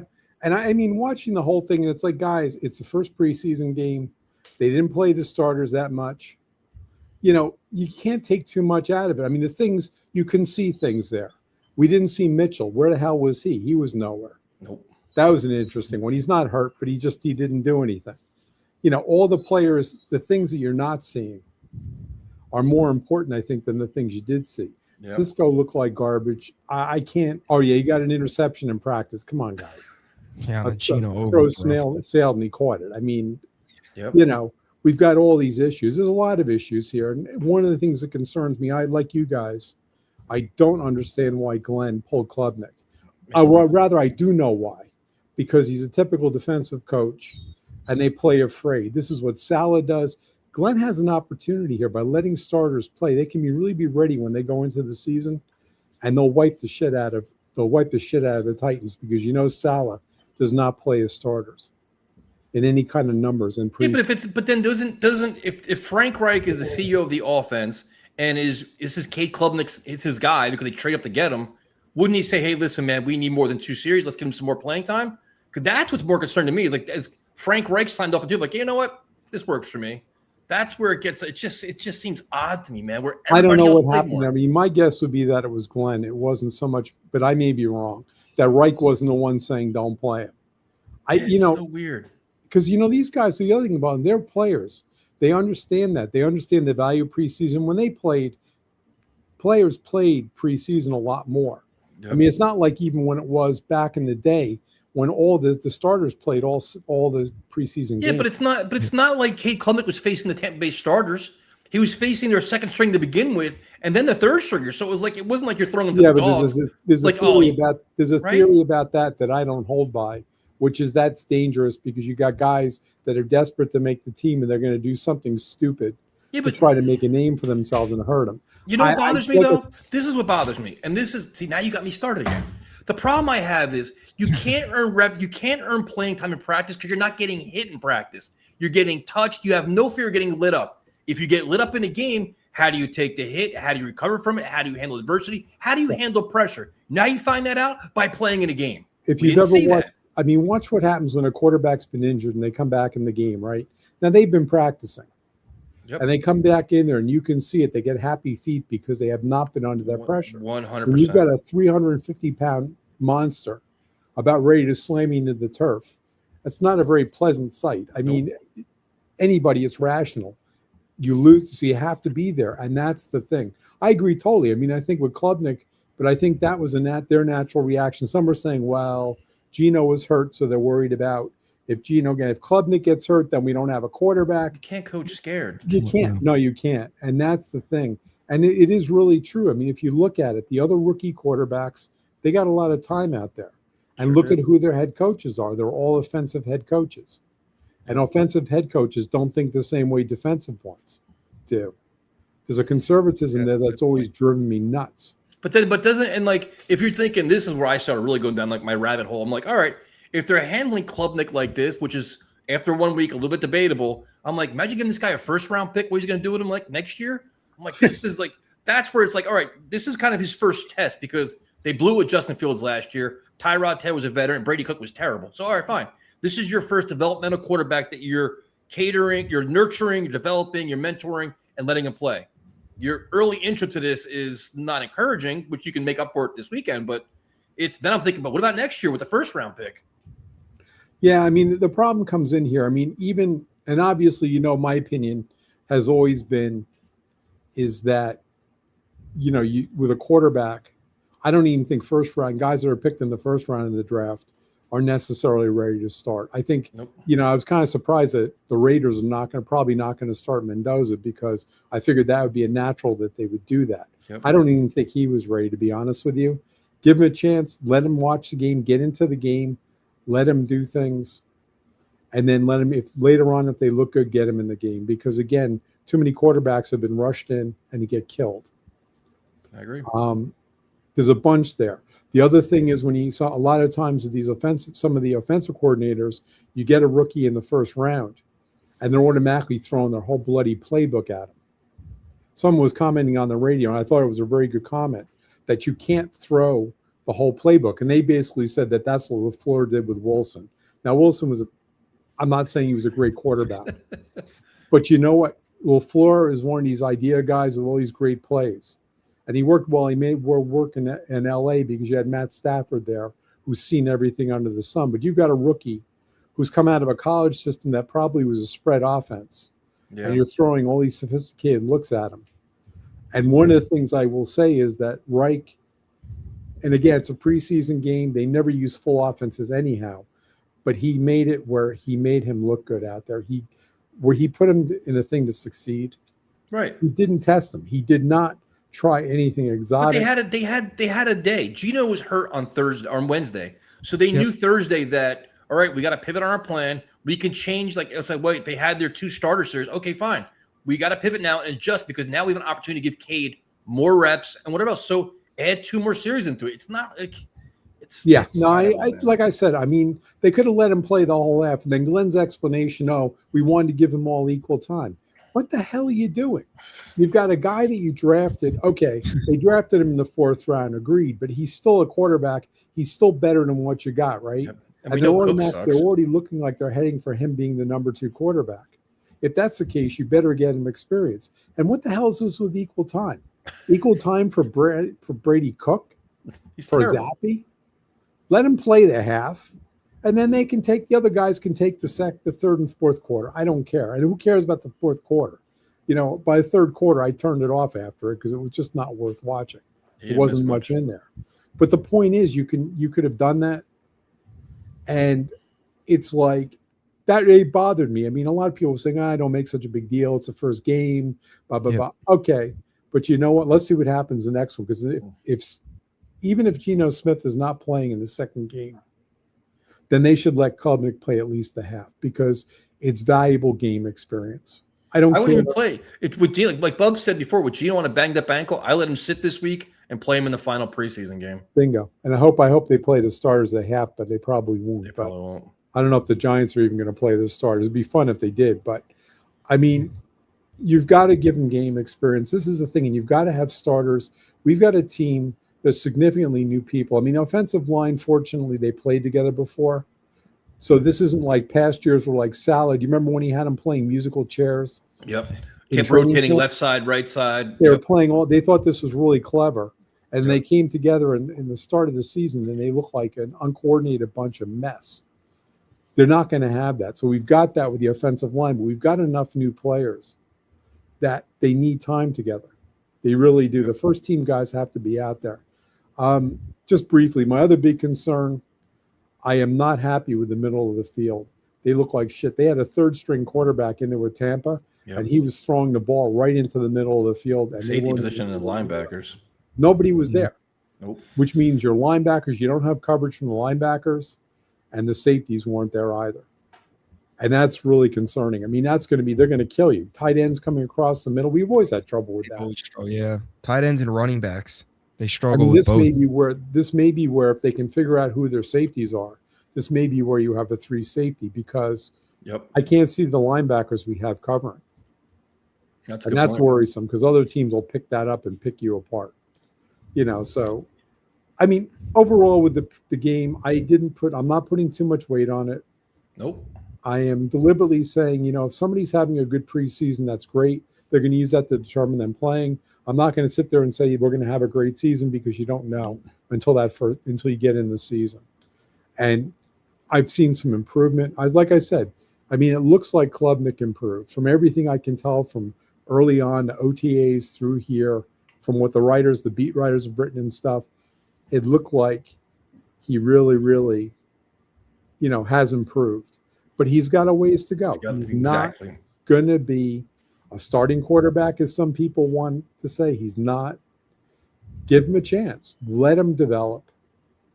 And, if something happens and there's a game where it's a blowout one way or the other, now maybe not if it's a blowout against the Jets, because if it's that bad, you don't want to put him out there. But let's say the Jets happened by some fate, which hasn't happened in how many years? The Jets are blowing out the other team. What is this? What is this foreign concept you're talking about? Well, I was trying to think of the last time. There was a New England game a while ago they did that. But I mean, when was the last time the Jets had a blowout where they consider a blowout winning 16-13 on a bunch of field goals? That's a Jets blowout. I think the Rodgers-Patriots game was probably the last one, right? Yeah, they won by a bunch. And then that was Drake May came in towards the end of that game, actually, for the New England. But So if you got a case where the Jets are winning, where they're up by a lot, and you put him out there for a bit, fine. And maybe if they think at the end of the season the kid's ready, I mean, unless he has he learns fast, and all of a sudden they're looking and saying it's week 8, and they think he looks really good. As Yeah, long but, I as mean, the he would- caveat is though, if he goes out there and he starts looking bad, you pull him. Yep. Well, You that's don't the pull problem you have Zach now is Wilson. like it seemed like if he was lighting up training camp, we would all know about it. And even Connor Yeah. Hughes hinted towards it, whereas like, you know what, he had some concerns in camp and he actually showed him some things in the game where it's like, all right, he's progressed a little bit, but Yeah. like you said, he's got a ways to go. So it's like, you know, he's a work in progress, man. And that's why he can't be a backup quarterback. He just can't. No. Yeah, I mean, and like I said, even if they kept him, let's say they decided he was a backup, and I agree with you. I am really in that position where he's not somebody that's going to come out there and make something of a good account of himself, not against starting defenses, not against good teams. He'd get killed. And I think we need somebody out there. Hopefully we can pick up somebody from the cut wire. But the other thing is that they decide to keep him as 2 and you put him out there and he's having trouble, you get him the hell out of there. You do not do a Zach Wilson. He is not Zach Wilson. You don't have Woody Johnson saying Zach Wilson's got to play. He was a fourth round, QB. He's a project. 100%. You can get him out of there and not permanently damage him if it goes bad out there. You've got somebody behind him who's not Bailey Zappi or Cook. Well, thank you for calling him, man. I think I have a fight in the studio coming up, so I got. I'm waiting to see this one. I think I know who it is. I'm waiting to see. have a good night, man. Take care. How we going? You know, it's funny. So Javid talked some shit in the chat. So what he did was he went into the garage, he did a bunch of curls and push-ups, and put a tank top on. So now this is trying to intimidate me now. Like, that's going to phase me. But this is what he does. Why would I try to intimidate you? This is what you're trying to do. You want to defend yourself by flexing on. That's all right. I see how you're rolling now. I'm trying to intimidate the guy who posts MMA stuff nonstop. Yeah, I'm that dumb. Listen, man. I'm just my observations. I don't want any smoke. This is you twisting things again. It's not me twisting. Bubs, what do you think? Do you think he wore a tank top on purpose? Bubs, what do you think? Maybe. I mean, make the not to fight. I'm not here to fight. Bring the physical presence a little bit more with the takes. To try to reiterate his stance, like how strong his stance really is. Yeah. It's the summer, man. It's hot. So what are your thoughts? So you're not worried about Club Nick. You're not really worried about anything. You think the Jets are on pace. They're on track. This is what I'm saying. You're not even letting me speak. You're just throwing. I never even said I thought the Jets were on track. My take wasn't that. I never even said that I thought everything on track. I just said I want to wait and see what happens. That's a Steve take right there. No, I mean, come on. Every offseason, angry, happy, hopeful, angry, hopeful. I'm just gonna wait and see, and probably be angry when we watch those games. That's how I feel. Okay, so we'll start with Breece Hall. Based on his injury, would you go out and sign another running back just for like training camp legs? No, I feel like we have a lot of running backs. No, You wouldn't bring in like another like legit running back in? You're happy with what was his name? Sam Scott? What was his name, Bubs? What? Sam Scott and Chip Trainum. I mean, Trainum used to play linebacker. Actually, it seems like they like Kenny at running back, and he's been doing okay. I like him, but he's also gets hurt all the time. Well, yeah, I mean, he's not going to last 2 minutes, but at least he's not going to play much. I think this would be I hope Breece doesn't miss time, but if he does, maybe Braylon can actually get some trade value because. Wait, what? Wait, Braylon? Yes, Braylon. Trade value? Well, I mean, you don't have to trade him this year, but next offseason he'll be entering a contract year. So if there's a team that wants to move a pick for him, why not? If you just paid Breece. That's an interesting one. That's fair. Yeah. I thought you meant trade Braylon now. That's what I thought you meant too. Yeah. Oh no. I meant. And I could. It's a big year for Braylon. I mean, he's got to prove it because he had year one. He got off to the quick start. He had that really big game against Tennessee, and then obviously the wheels fell off of that 24 team. And as the wheels fell off, and they started to just go away from the run as that year went on. Bring in Devontae, it was 40 passes a game from Rodgers, all that stuff. Like the run game as a whole took a step back, and then last year with the injury, year 3 is huge because you do bring up a good point. He is going to contract year. If he has a down year this year or kind of an underwhelming season, it's a big year for Braylon. Yeah. So what are some of your hot takes from the game? Let's hear Your takes that are going to impress us. It's not a take, but I'm more of a question. Oh boy. Do you think we won't see Cooper much at all this year? Because one thing I really stood out to me, I know they said we'd use Williams more in like the passing game, but they didn't use him in any of the returns. And maybe it's preseason, but if he's not really a returner at all, and you're just trusting him to be the full-on wide receiver 3, then that kind of leaves Cooper really as just a 4 wide receiver set guy, or like when someone is getting a break. Because I did notice that when they started the game with Pritchett as the punt returner, and on the kick. Yeah. So That's a good point. Maybe they're trying to preserve Williams in the preseason. Like we know you're a Pro Bowl returner. Well, it's not going to waste your time doing that. Let Pritchett audition to be like the backup. Maybe they're kind of doing it that way. Maybe I that was just something that interested me, and I'd want to see if that's like actually a thing. This guy. Jesus Christ, what are we doing? Oh, my mom called me. I was like, I can't control that. Mom, the meatloaf. I thought that was you calling for some scouting on the tight ends. Oh my God, she's Man, this guy, he's doing this on purpose, like to show how popular he is. Why would I have my mom calling me on purpose? Well, you better answer. Maybe it's important. Maybe it's something like emergency or something. It's not important. Damn, he's blowing up his mom right now for us. No, I'll call her back. You sent his mom the voicemail. That's commitment to the Jets. That's commitment. There's not many people out there that would deny their mom to talk about a football team that hasn't made the playoffs in 15 years. That's true. I respect the commitment. Thank you. But that is something that I did notice. I didn't say I have no concerns. It's just I'm just gonna wait and see. Like I think like some of the things I agree, Tyson. I watched your Klubnik video. I agree with some of your concerns. I understand, especially if we go to the next preseason game and he barely plays or plays a quarter, doesn't get much time. I'm just, I'm trying to just woo-saw, get some peace and quiet before the Jets ruin my life. Peace. You want peace when you're watching this team? I don't want to have high blood pressure in the preseason. Like, Bubs, am I not allowed to feel that way? Wait, but let's ask Bubs. But see, Bubs is the neutral party here because I don't agree with you, Bubs. Do you agree with this peace and calm when you're evaluating the preseason games? It's not positivity. It's just peace and calm. I struggle with peace and calm anytime I watch. Basically, he's ignoring the concerns and frustration, trying to blow them off. I'm not ignoring the concerns. See that you. Why you stop twisting my words? That's what it seems like to me. Because how do you have peace with the Tysonized version? No, but how do you have peace when in the back of your head it's festering there? You know it's there. You're just trying to ignore it. I'm just not angry yet. I'm not angry. I'm concerned. Oh, this is a strong concern.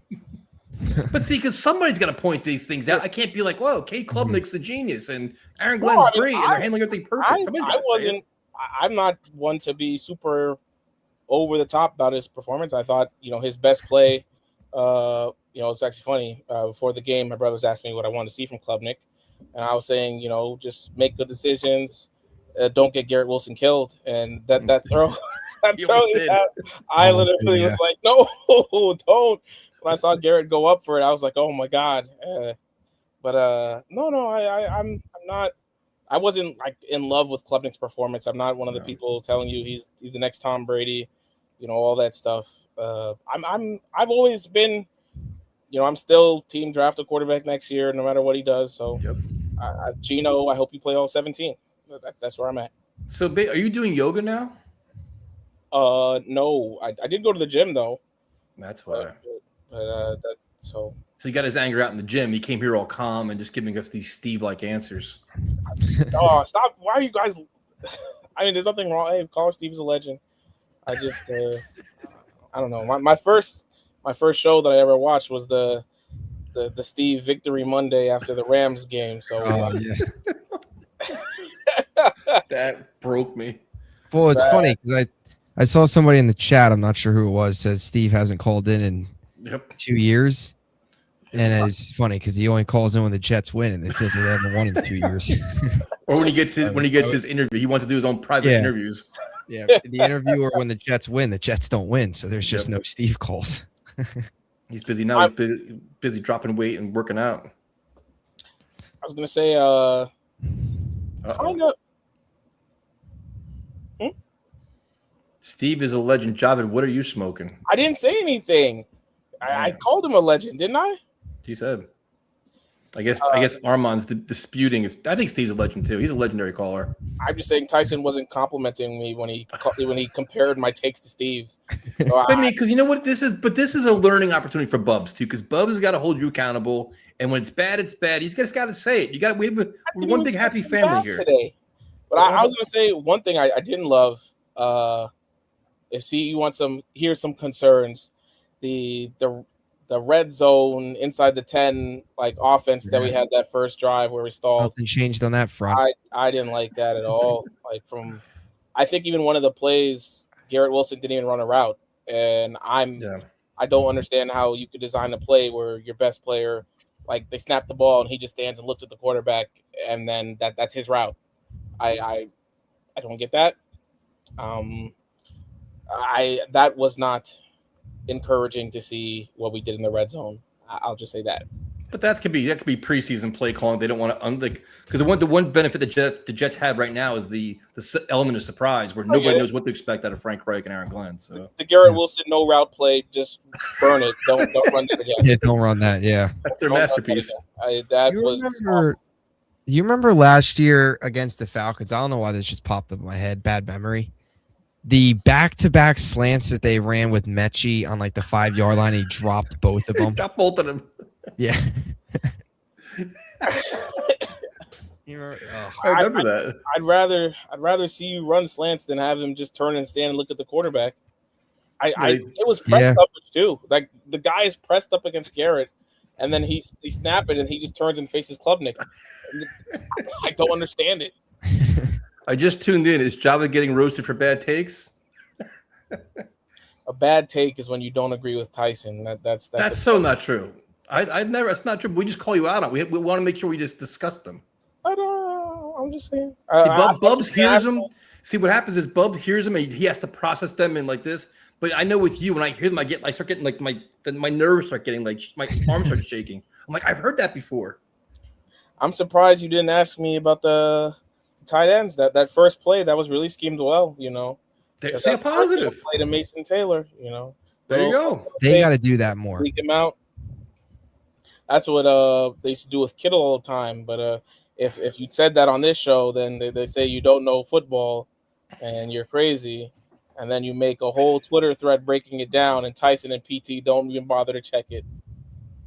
Don't blame me for this, man. Listen, you were part of the big. You and PT were both the part of the tight end take.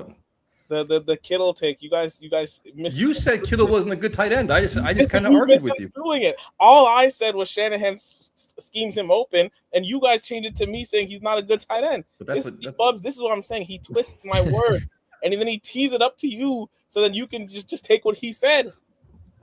That's so not I true. never said you watched the clip back. I never said Kittle wasn't a good tight end. I said he wasn't as good of a route runner. That's not what the chat keeps telling me. The chat keeps bringing it up too. That's because you keep retelling it for years as me saying Kittle was bad. Bubs, what's your take on this? Would you trade for George Kittle? No. I would. If all right, I should say, would you? Team, yes. Would I trade? Would you take? George Kittle? No, yeah, I guess I'm not. I guess not. Like, would you actually trade for him? Would you want George Kittle on your football team or a player like George? Okay. Yes, I said even when I talked about George Kittle, I said he was one of the best tight ends in the league after the catch. I said he's a great blocker. I didn't say Kittle was like a bum. I just thought Kelsey is better You just said Shanahan made him a better player. That's all. What? Is that a crazy take? No, I agree with you. I would never argue with you, man. I will say that play to Mason Taylor. So many teams do that, never the Jets. That needs to happen more. That is one of the easiest automatic, and teams run it against the Jets all the time, and it always works. We have to run that more. Just put them in the flat, roll out, you have whoever, well, in that case, Klubnik. If it's Gino, roll them out. So easy. I think you could probably count on your two hands the amount of times last season where we just had the Jets completed a pass. Someone was just wide open, short pass, intermediate pass, just beautifully schemed. Yeah, and then especially timing wise, where how many times against us do we see the commentators like, oh, that's the perfect play to beat the coverage. We never call the perfect play to beat the coverage. It seems like our OCs have no clue what's coming. We had a quarterback that couldn't throw too, which was a problem. Like between Fields and Brady Cook, they both couldn't throw football. Going back, probably we don't call the perfect play to beat the coverage. Yeah, we call the perfect play for the coverage. Last year, this year it's much different, and this is how you know. This is how you know Afram is your friend, because right now the chat is attacking you, and he's trying to change the topic. Like, oh, nice block by Rucker on the Braylon Allen run. Like anybody gives a shit at this point. Afram's always been my guy. Yep. This is. I mean, even thinking about it, like the most creative OC we had going back has probably been Michael Floor in the last however many years, right? And even him, like sometimes his creativity, like I can't remember how many times he spammed the damn Braxton Berrios end around. It worked the first time, and it just became a staple for the next 10 years. He did the same thing as Engstrom. He broke out the trick plays the worst possible time. I remember one time it was a goal line play, and we lined up, and I was like, "Oh my god, this is a Berrios end around." Oh, I remember the one where Zach didn't hand it off because he read Vita Vea in the gap. You remember remember the Vegas game when Garrett's elbow was bothering him and they had him throw the pass? Yep. In the Sunday night Why game. do we see this is the I blame you too. You go down these rabbit holes of misery, the Jets' misery in the past, and they call me negative all the time. It's you guys doing this shit. That one was funny because remember this bad time? I didn't mention any of this. The Bucks one was actually funny to me because that probably was like Zach's best game. I get blamed for negativity. Yeah. You too. That was surgical. Yeah, and then Elijah Riley blew the coverage. That was the 8B game, run off the field. Yeah, Elijah Riley, it was like the UDFA, I think, from Army, blew the coverage. Every week Bubs does this. Bubs, you save it up every week to bring up a bad moment in Jets history. Every week. That's Javed, thanks for calling in, man. We appreciate it. Cade York is not staying long. No, he's not. He's gonna be gone. I agree. Sanders is breaking away. What's up, Neil? How you doing, man? Good. What's up, guys? How you doing? How's it going? Good. Just I've been listening to you for a long time, Tyler. I'll tell you that. And I didn't. When did you start doing call-in shows? Oh shit, it's been probably since COVID. No shit. Okay, Yeah, sorry about that. I try to catch as many guys as possible. I like your takes. You've been a little negative over the years. That's been my only turn off. The Jets haven't won. They haven't made the playoffs in 15 years. I know it's tough. I just want to share with you a couple of my thoughts on the game. Is this what the theme of the show is? Yeah, absolutely. Frank Reich is going to be a major, major difference for us as an OC this year. There's no two ways about it. Just the way, and again, we're not going to see anything in preseason because it's all vanilla plays. I mean, let's face it, we're not going to see much. Everything is basically vanilla on both sides of the ball. I think our offensive line is looking good. I would maybe try to get somebody. I think. What's your guys' thoughts on what we need to fill? With waiver claims. What areas? I say offensive line, interior, maybe add a linebacker. Yep. Although McCrary Ball looks a lot different this year. The guy's much more jacked. I think he's moving a lot better. Yeah, he's fast. He flies around. Again, a little bit small. What happens if DeMario Davis goes down, guys? We're in trouble. I agree. Agree. It's really looking like the defense we had when Mosley went down and we just fell apart. Yep. I just hope that we don't get into that situation. Although I love Fitzpatrick, I think he's like a second lieutenant there on the defense. Completely agree. So at least we have two. I've been hankering for veteran leadership on this team. Every year I say the same thing. Let's get Calais Campbell. Let's get somebody that could get in the huddle before a game and charge up the players instead of having a bunch of young guys with no leadership except relying on inferior coaching. And right now we have. I love the middle of the field. One thing I will say, we haven't seen Deshaun Wright at all, right? I mean, has he played at all in the preseason? Not or much. not? But the middle field, No. you're wait, so opposite of Minka Fitzpatrick, you're not concerned about because it seems like Cisco isn't that good. No, Not I don't having- want Cisco. To me, is an absolute bum. The Can't guy stand it. cannot cover. He can't tackle. He doesn't do What anything is he well. there for? He's slow, and honestly, He's cheap. I felt like why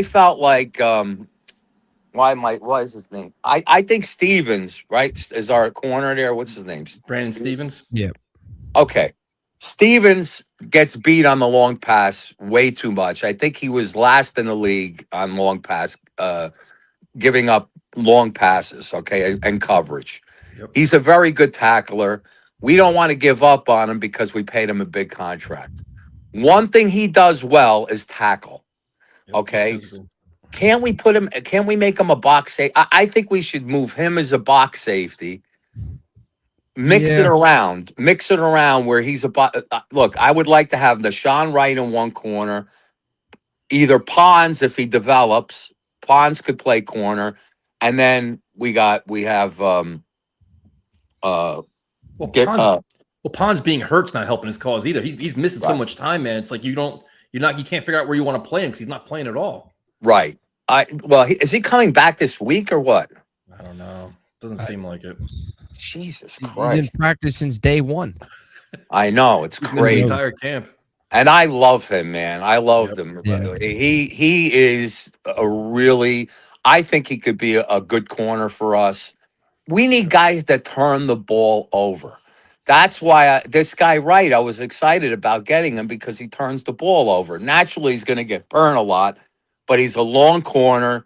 He makes turnovers. We need guys on the field that punch the ball out. That's one thing I liked about McCrary Ball. He punched the ball out a couple of times. Yeah, he's physical. DeMario is going to coach these kids up. That's, Yeah. DeMario's like having a second coach in the linebacker room. And I think he's going to coach up these linebackers. I really think we should get another linebacker. What about that, guys? What about a Good. linebacker? Dude, linebacker, safety. We need another Mike. We need a Mike. I completely agree.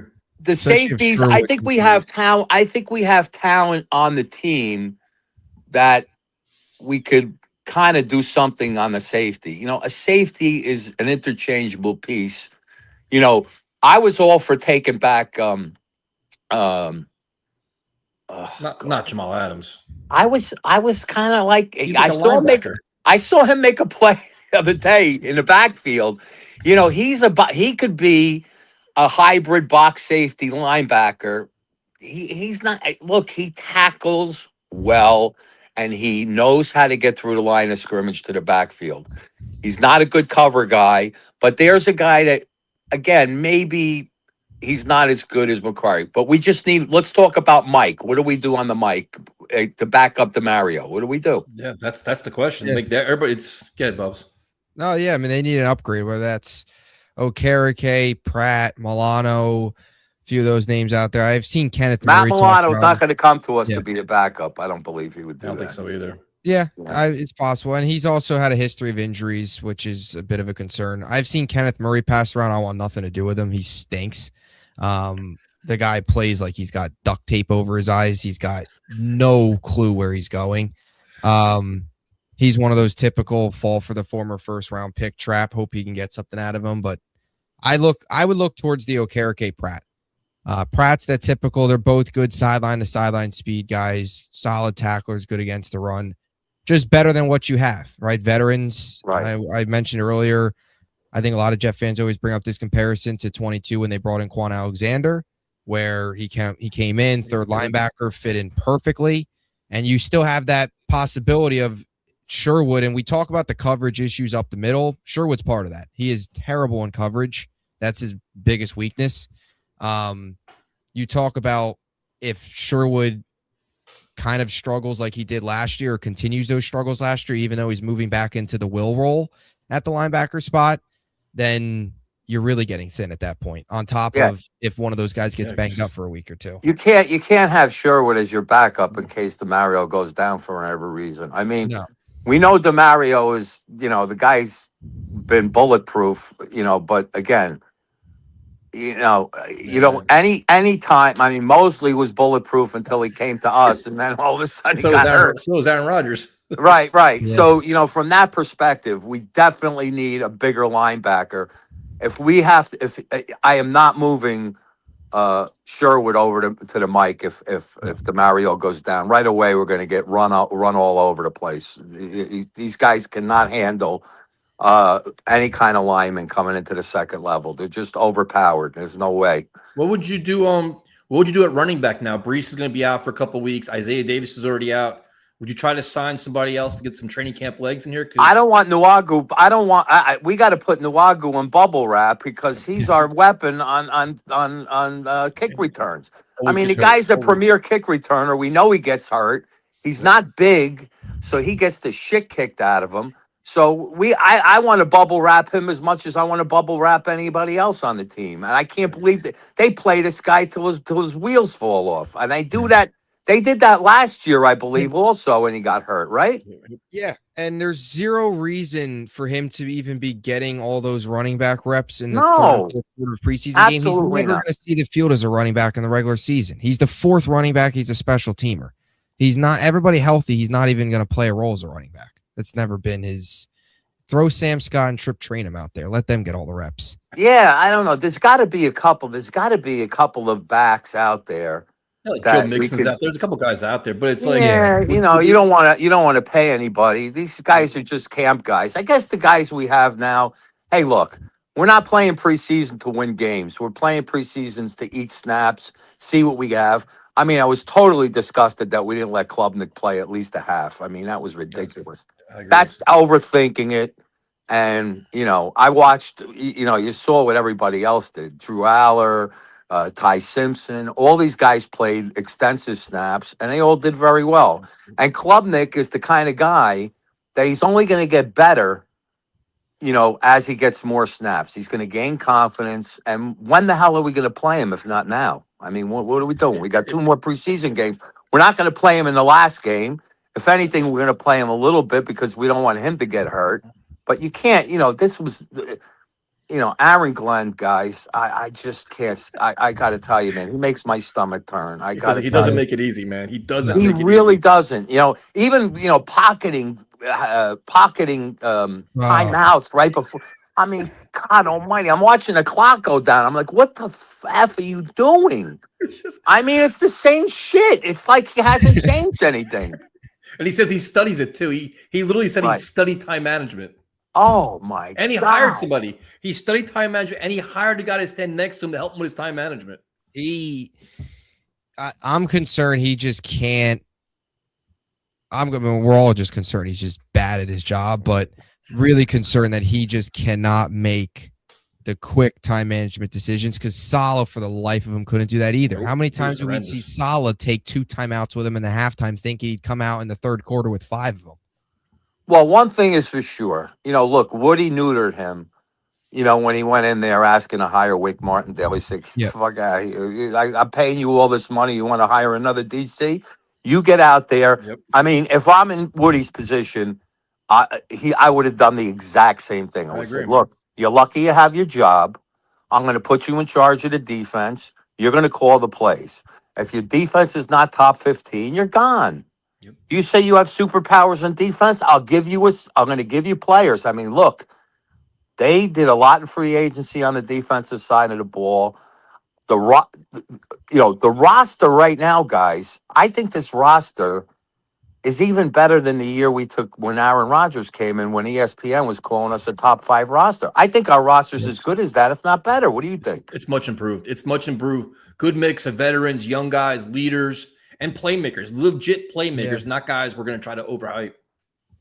No, I will say this to you. If it wasn't the Jets on the helmet, and if we just had a different helmet, there's no way anybody would not be picking us. Anybody that doesn't know, I mean, I'll give you a good example.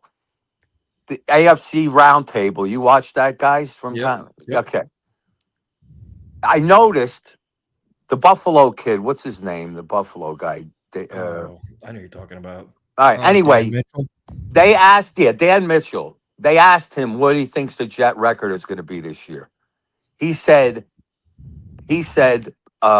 minimum 7 wins. He said they could be 9, 10, or an 11-win team. TD also, well, TD thought we were going to be great last year. But the Yeah. thing is, guys, people outside of us, right now, we all have PTSD. We are so shot on this team. I've not been down. I watched this team last year, and I watched the Kotite year. Okay, Yep. it was worse, and I Sure mean, was. it was hard to be worse than the Kotite year, and really, we just did it. And I know that it's really, really hard for the guys out there. And I mean, I've been doing this 56 years, 57 years, okay? And I have not missed a single snap in preseason. I used to go to camp at Hofstra religiously. I play golf with these guys. I go to the Jet Golf Classic. I was sitting there I was telling Rich Kotite what to do at the Jet Golf Classic in the parking lot. I was like 35 years old. He looked at me like I was from outer space, okay? So and I calmed down a lot. I used to be nuts. I used to go to before the games, I would go to the hotel. I had guys signing I was in a parking lot on away games. The Tampa game, I was at the Tampa game when we had the touchdown, the throw with So was Al I. The Groh. Wayne Quebec game. I was at the game. Yes. Yep. Okay. I was at that game. Okay. I was in the parking lot before the game when they were loading on the bus with the 2 offensive linemen. Who was our offensive lineman at that time? The left tackle was, I forget his name. So I'm in the line. I'm 310 pounds at the time. I'm doing a 3-point stance. I'm going, I'm Warren Sapp right now. Let's go. How you gonna block me? I'm in the parking lot with these guys. They were cracking up. I get in my car with my buddy. I'm beeping the horn on the bus on the way there. I'm with Fireman Ed after the game. We were nuts, dude. And I want to tell you, that's how passionate I am about this team. I was heartbroken with Rodgers. Big Yep. mistake. I knew that was a mistake. When we got Justin Fields, I was on Jake's show, poo-poo. I said, this is worse than Zach Wilson. I said, are you kidding me? I said this, and then they're trying to make him a passer. I was like insane. I said, this is it. This season's going to be a waste. So I saw it coming. I feel this year, and again, Geno, we're going to protect Geno, and Frank Reich, I feel, is going to put him in a position where he's going to get, have these quick releases. We're going to see tight end screens. We're going to see Sadiq in the backfield and trips. I mean, we should be seeing these things, Yep. and we should be releasing the ball quick. And then when the defense comes up, go over the top and start taking our shots. Do you realize we haven't had a single pass into the end zone in 3 seasons? I don't think and last year for sure, guys, we have not thrown a ball on the fly into the end zone. I mean, I could Jesus count it Christ. in one fucking hand how many times we've thrown a ball into the end zone. And what could possibly happen when you do that? You get a PI, I used to always say that. you get a 40-yard pass. That's why I feel good that Geno, at least if it's 3rd and 8, chuck the ball down the field. Even if you underthrow a guy, we have the receivers down. We have guys that can catch the ball. And I will say without a doubt in my mind, this offense will outperform the defense this year. No doubt in my mind. Well, you also have Frank Reich who actually call the plays too, and not the That's ultra conservative. that's the point. I mean, we have had the most horrible offensive coordinators. There hasn't been a single one, and all of them are. And that's why I said when I saw the first play, Kate Klubnik made, and Klubnik is being coached correctly. I could see that Frank Reich is working with him, and you could see he's developing. Yeah. Am I right? I mean, you Yes, see it. You could just see it that the kid's calm. I mean, you look at the other quarterbacks, and you just know he doesn't even talk to those two guys. I guarantee it. They're sitting there in the side, throwing to guys, and he's working with Klubnik, and I'm excited about it. I think, if I have, if, as far as the season goes, I can't say, I think we're going to win a lot more games than people think. I think so too. I just want to be in games, guys. We're going to be in games. That's the key. And coaching is going to be the difference between when you win these games, because realize something, aside from us, every game is decided by a score. Everybody's a one-score game. If you watch the what's that the thing where it shows every game? What do they call it? Parcells always said that. Parcells always said 2 plays define a game. Yes. It comes down to always 2 plays. And we've been so bad, it hasn't been the case with us. But the reality is, we're going to have games that it's going to be a field goal to a one-score game going down to the end of the game, and we'll have to see. Hopefully, Aaron Glenn relies more on Frank Reich. They're friends. I think Frank Reich is going to take this team have more say than people think, and that's what I'm hoping. Neil, thanks for calling, man. This is a great call. Thanks for calling, guys. I appreciate the time. Enjoy, and we'll talk next week after the Pittsburgh game. Let's see what happens. Have a great night. You too, guys. Later. Have a good one. That was a good call, man. I like that call. Yeah. That was good. Lots of very interesting. He called me Tyler. I think Tyler, or what the hell did he call me? I think it was Tyler. Yeah. The Brandon Stevens point was actually interesting because I remember going back to last year when they originally signed him. There were some conversations about him potentially being a safety.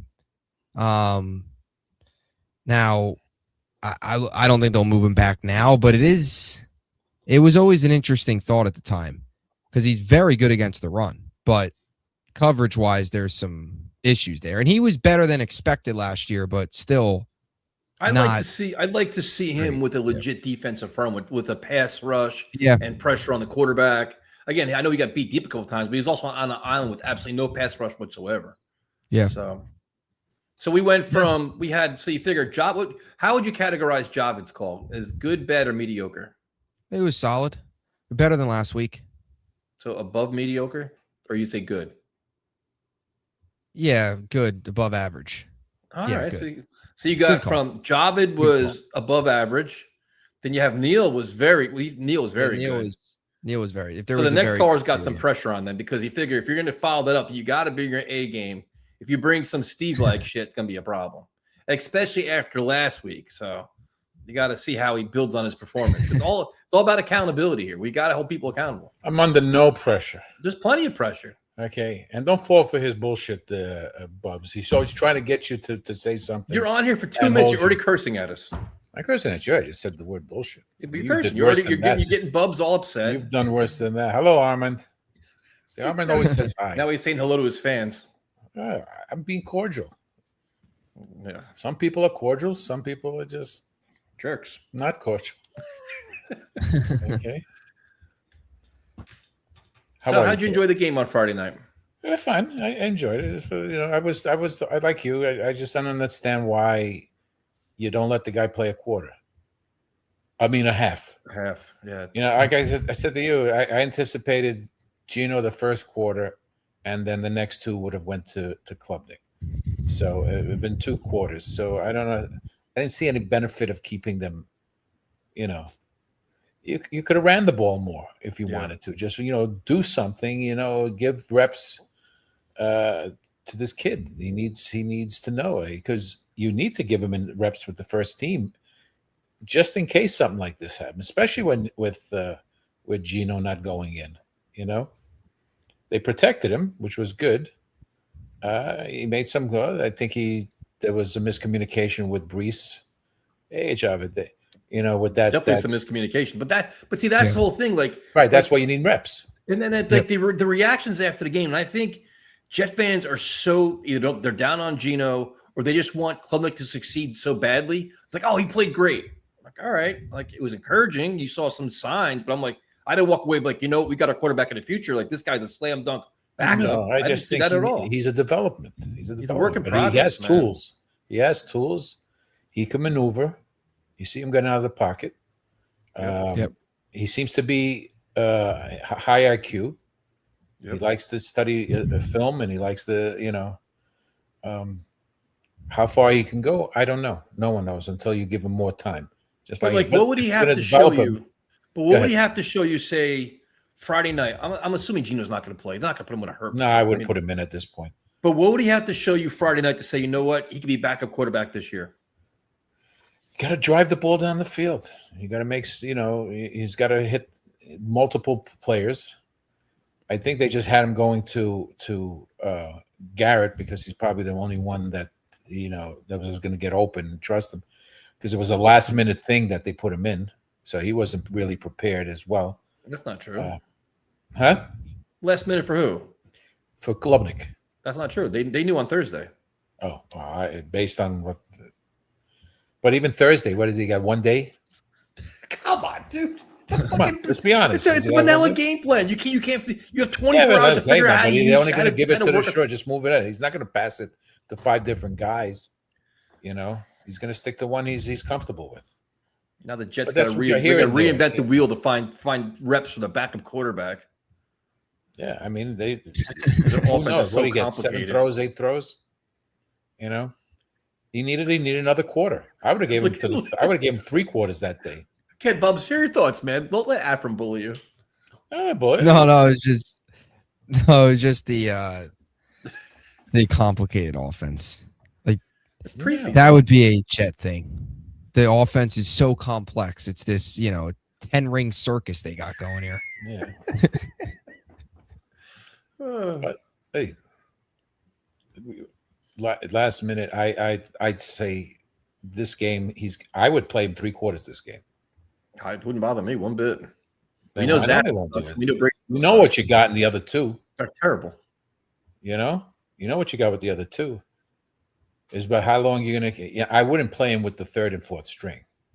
Yeah, but you play him the first, like this, almost like the first half into the 3rd quarter.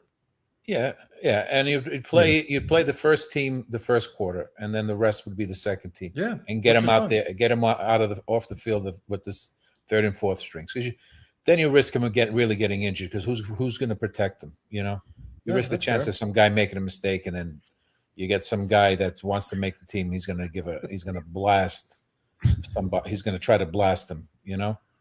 Bubs, you got any questions for our special guest, Afram? Yeah, okay, special guest. Man. You're a special guest. What, did you call me to come on? I mean, we're treating you. We treat you special. And now he insults us. You were going to say respect, but you changed your mind that last second. We treat you with respect. We give you all this. Bubs, what question would you like to ask? Because I don't know what he's looking for. This is ridiculous. Do they sign a veteran before week 1? A quarterback? Veteran what? Yeah.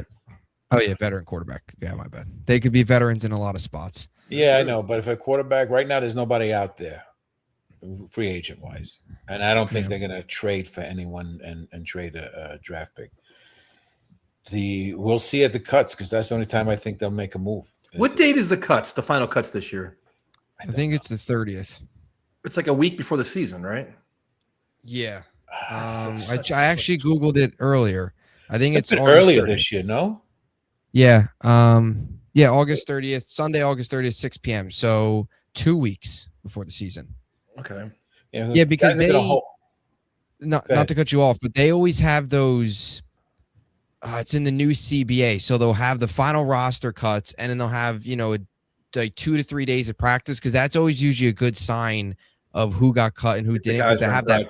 Yeah, if the guys are at practice that day, and if they're not, then that's usually a sign of them getting cut. And then they have the CBA, I think, built in 4 days at the end of the week. I think it's like the Thursday, Friday, Saturday, Sunday, and then that Monday's game week for Tennessee. Yeah, they don't practice for those days. You're right. Yeah, it's like the CBA thing, the 4 days off.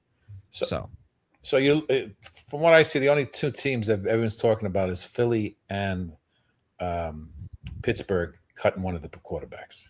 Yep. Right, and it would seem to be Rudolph and Dalton, right?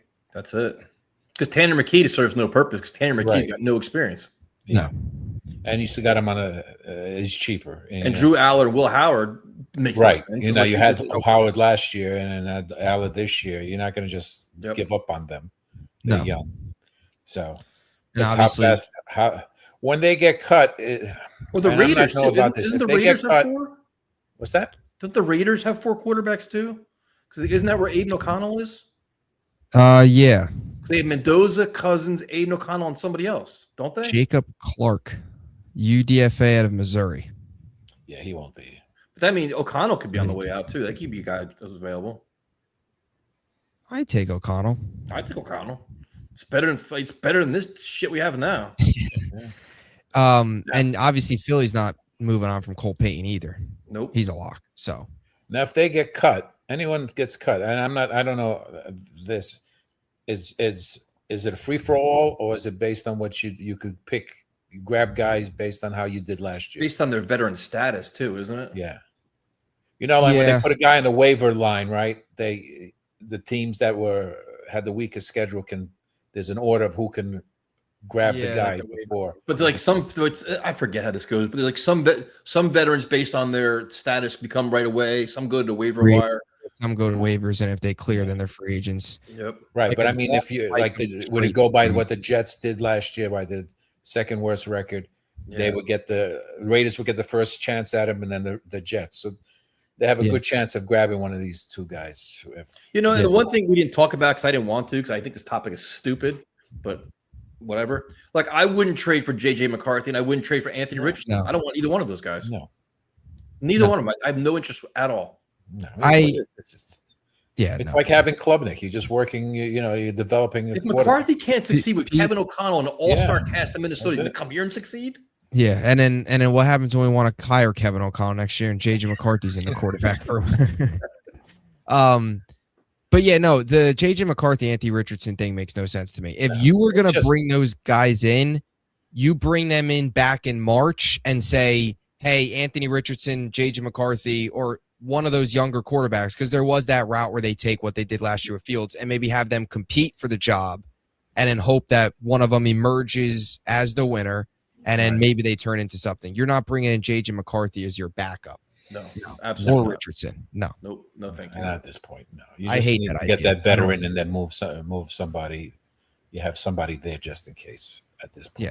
Yeah. I agree. You know. And the whole, I don't understand either the whole, oh, well, get as many quarterbacks as possible. Because I've seen that debate. Get Richardson, get McCarthy, go get a veteran, have Klubnik. What are we going to have? 7 quarterbacks taken up on the 53-man roster? That's Hopefully one of them figures it out. Not all 7 are going to play this year. Like, we're not, to some of these people, they don't. Desperation. Yeah, it's just, It's get- desperation. yeah, get as many quarterbacks as possible. Hopefully one of them pan out. So what? We're going to start a new quarterback every single week. Here's your tryout. Anthony did that Richardson last this year. week. Yeah, and that panned out just. No, but they should have did it last year while they were wasting our Yeah, time they- watching Brady Cook shit. Oh yeah, they should have. They should have. Heck, why didn't they give Hendon Hooker some run last year? Well, I wanted to see it. You know. Or just get Maybe Hooker. just didn't see anything in him, and they just needed him as a body just in case. Yeah, just a practice body. I would take him over Zappy at this point. Sappy's terrible. Now, if they go after a running back, Mm-hmm. Najee Harris is a good name because he no, worked but out I'm the saying Giants today. if they go, then Yeah. then it's. I think it's because Davis is hurt long term. Yep. You know, That's a or good point. you Yeah. know, Well, because you think about it, if Davis say Davis is out 3 more weeks, that's a problem. Because then you figure Brees is going to be out, Davis is going to be out. You have nobody around. yeah. No. But I mean, these guys are going to sign. You know, someone's going to get cut eventually if Yeah. that's the case. So does he sign like a mix and sign, and then all of a sudden gets cut? Let's say, They also probably want to go to They, winning team. right? Yeah, they had Khalil Herbert last year for a little bit. Like that's like the lower level running back. Yeah. I just looked a little bit ago too when it was brought up in the chat. But like Chase Edmonds is another one. No, he's But like you bring Chase up a Edmonds. you bring up a good point though with Najee Harris. Like if Davis is out for a while, like let's say he's going to miss another 3 to 4 weeks.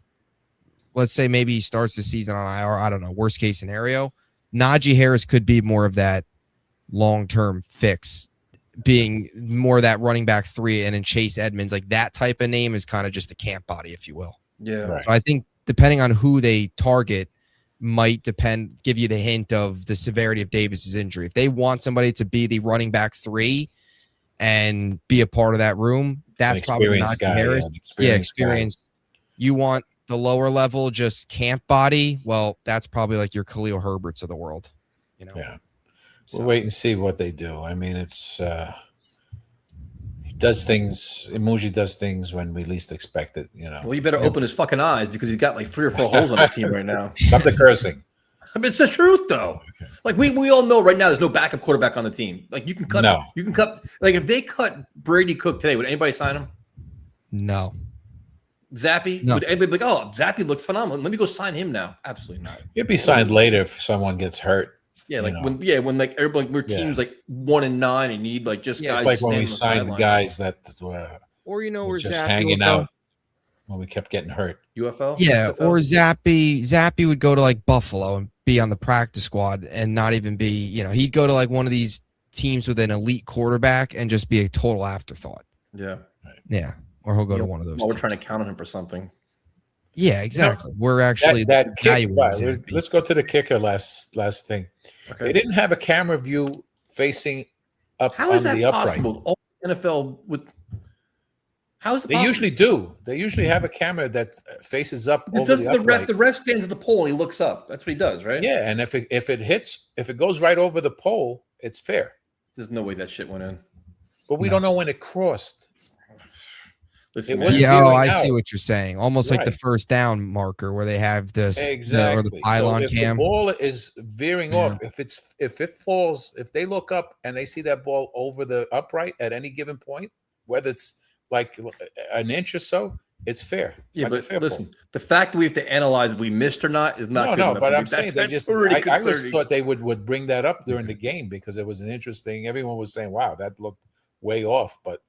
The fact that he shanked a 38-yarder is not encouraging. That's the only time I've seen when I've seen kicks that get kicked out and then they show the video and the ball is right over the upright. Could be half. Well, what's funny is it looked like he shanked that kick. Yeah. And then he turned around today and went 5 of 8 in practice. He missed 3 left and 1 doinked off the upright. So I think York's little by little losing it. Yep. Yeah. He's revealing his true colors. Yeah. Well. Better off Sanders. He's got the track record anyway. Yep. Yeah. Get it done now. See now Ephraim looks defeated. You came with energy. Now you're all I look defeated for. I'm you look tired. I'm a tired man. I'm at work. You lost your zest now. Was it 10 o'clock? Here's the thing though, with Cade York, which team is he gonna go kick for the rest of the season and hit big kicks in the playoffs like Mevis? And Mevis is young too, dude. He's so young. It's like that can be a pick for the next 10 years. Yeah, but he's been kicked out. That was the perfect. How many teams? Cleveland was the last team, right? Of what? That he was on, right? Mevis? No, Mevis York. was. York. Oh, York. Yeah, he was in Cincy. He was Cleveland too. Yeah, last year Cleveland. I think Cleveland a few years ago. He's been all over the place. I think he was in New Orleans too. He's been everywhere.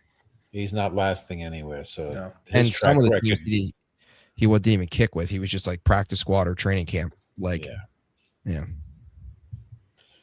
We'll see. Friday's gonna be an interesting game. We'll see if they actually play this kid for a half. Yeah. There's no way I would put Gino in at this point. There's no reason for it. And take it from there. Well, thank you for calling, man. We appreciate all your. Thank you for having me. All your conversation, your insight. It's always good to talk to you, Tyler and Bubs. It's great. The best question is, hey man, how long you been streaming? Like, yeah, you never watched this show. Stop.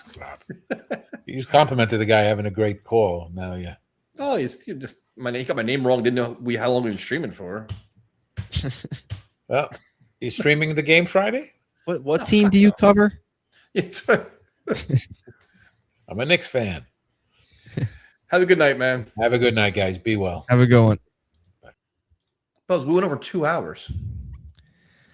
Yeah, that was preseason. Week 1 will do that, I guess. You can imagine week 2 if they don't play club like a half this week. This show's gonna be 3 hours next Monday. Yeah, it's not gonna be pretty. I'm telling you right now, it's not gonna be pretty. It won't. I was reminded a few times the importance of winning week 1 tonight. Yep. Just now we're blasting Glenn already. They lose by 20 in week 1. Because it's just basic football decisions. Like, and you see little things, be like, all right, it's just the preseason. It's just the preseason. Vanilla play calling, no big deal, no big deal. But the decision, the actual handling of your team, like you can't ignore that. That's something that's so. Well, What do you think? And not to, I know we got to wrap things up, but what do you think is the percentage? It's got what 90-10 that believe in Glenn. Or don't believe, I should say. Nobody believes him. Or I guess the percentage of optimistic Jet fans. Because you make a good point earlier. I wanted to go back to it. I don't know if Affer might have brought this up too. Or I think it might have been Neil. The national view, people like the Jets. Even Kyle Brandt on Good Morning Football has them winning 9 games getting into the final wild card. He mentioned some of the guys from the AFC roundtable, like Bills fans, Dolphins fans. They're all high on the Jets. I don't know if that's... Well, I think it's weird, but the Jet fan isn't. No, well, that's because the Jet fans know what Aaron Glenn is, and the word about what he does. I think the outsiders have faith. They have more. They look at the roster. They have more faith in Geno Smith than we do, and they have more faith in Frank Reich than we do. I think that's. Yeah. But I think the denominator of Glenn not being good is the problem. Like, I think, dude, if you give this team to John Harbaugh, people say, hey, you know what? Probably an 8-win team. You give not like any like I think in Stefanski, anybody like, hey, that's probably an 8-win team, maybe 9. Glenn's the X factor. Well, that's the crazy part is the Jets, and I'm very bullish on the Giants. I think the Giants are gonna be really good this year. I think the Giants, call me crazy. This is just how I see it. I think they'll make the playoffs, but that's gonna be a different story, different day with the Giants. I just view Harbaugh as so important. I also think Dart's the real deal, but the Jets are more talented than the Giants on paper. Like they have more talent. Just look at the receiver room, more talent. But the Giants are getting the attention because number one, Dart feels like could be the future. Obviously, Geno, best case scenario, even if he goes out there and has a good year, you're still drafting somebody next year. But the head coach is huge. If the Jets had Harbaugh, even if the Jets had McCarthy, let's say they fired Glenn and brought in McCarthy, who is that retread that people don't love McCarthy. He's not as beloved or praised as Harbaugh, but even if they had McCarthy, I'd probably be sitting here saying that they're going to be a 10-win team. If they had McDermott, I'd say 8-9 wins. Oh, McDermott, McCarthy, Stefanski, any of those guys. Yep, me too. I would have said 10 wins. And that's the X factor to this. I think, Jet fans are cynical, rightfully so. We're concerned because of what we saw last year. And then it's the Geno, what Geno Smith that you're getting too. But I just had this conversation over the weekend. Like, I like the talent on this team. I like the playmakers on offense, the playmakers on defense. Can they be coached up and get them in sync sooner rather than later? And can they get better? Like last year, nobody got better. They got worse. All of your young players regressed, which is almost next to impossible to do. Almost as impossible as not getting an interception. And to Neil's point that he brought up earlier, and we've brought it up a lot, everybody, but the talent is huge. I mean, just going back a few years ago, I went down the rabbit hole when he brought it up, just going down the depth charts the last few years. Like the 23 year with Rodgers, where we were all fired up, pumped up, Hard Knocks, the receiving core that year going into it was Garrett, Allen Lazard, and McCole Harmon. Those are your top 3 receivers. And then behind them was Randall Cobb, Xavier Gibson, Jason Brownlee. That's when he had the big camp. Like that's awful. That's an awful receiver. Well, they were thinking that Aaron Rodgers is going to carry the team. Yeah, he's a complete magician. Yep. And Saleh at that point didn't completely damper his. People looked at Saleh and said he won 7 games with no quarterback play and his defense is elite. You give him just average quarterback play and they're going to win 10-11. Fast forward even a year later, Mike Williams was at the end of his career. That was obviously a disaster. Tyron Smith blew up in their face. So even that talent, the little talent that they had, they still had Lazard playing a role. And then no questions asked about last year, what they were rolling out there at receiver between Reynolds, Tyler Johnson, Lazard, Arian Smith. Like it was. No, they have talent. They have like legit talent. And that's why, like, if Aaron Glenn bombs out this year, damn well next year's job will be very desirable. 3 first-round picks, a ton of cap space, and a lot of young talent where it's not like a true rebuild. Like Aaron Glenn's trying to do a rebuild. The next coach, if it's next year, is not a true rebuild. It's like find your quarterback and win games. That's it. No, you're good. This next year could be a win now situation if you get the right quarterback and he goes out there and impresses right out of the gate, whoever that quarterback might be. especially if you see the young talent this year play well. Like if David 100%. Bailey has a really good year, Sadiq Pons, all these guys, I know they're hurt. Omar Cooper, like if they get better as the year go on, show you things. Some of these other guys too that they brought in, like if Membu and Olu continue to get better, AD Mitchell takes a jump. Yeah, Mason Taylor. That's what I'm saying. Like it's not like Garrett Wilson and a bunch of guys anymore. It's like or Garrett and Breach and a bunch of guys. There's literally guys here if they're coached correctly can be explosive playmakers, and we haven't had that in forever. So yeah, I don't know. Just hope, man. I can't do another one of these. I can't do another shit here. I can't do it. I just want. Can they just be like? I mean, 7 and 10 would be great, but can they just be relevant at Halloween? 5. Can you get to 3 and 5? Just relevant at Halloween, man. Give me something to watch in November. Please. I know. Forget meaningful December games. Just the November, meaningful September games. Just get to 1-0. I'd love to be fantasy land of the possibility of beating Green Bay and getting to 2-0. Oh, so give out all your information, man. How do people find your channel? Oh yeah. Appreciate the support as always. It's just Bubs on Sports here on YouTube. Find me over there, all Jets content all year round. Got our annual player preview series going on right now. So every Monday, Wednesday, Friday, 2 players, one from offense, one from defense, break them down. Recaps after each practice, game previews, game recaps after each game, preseason games as well. Some midweek news updates, things of that nature all throughout the season. So that's where you can find me over there. Thank you guys for tuning in, checking it out. Tomorrow, Ian will be on. We'll be doing some recap stuff with Ian, and then Friday night's the game, and we'll recap it next week. So have a great week, and we'll talk to you later.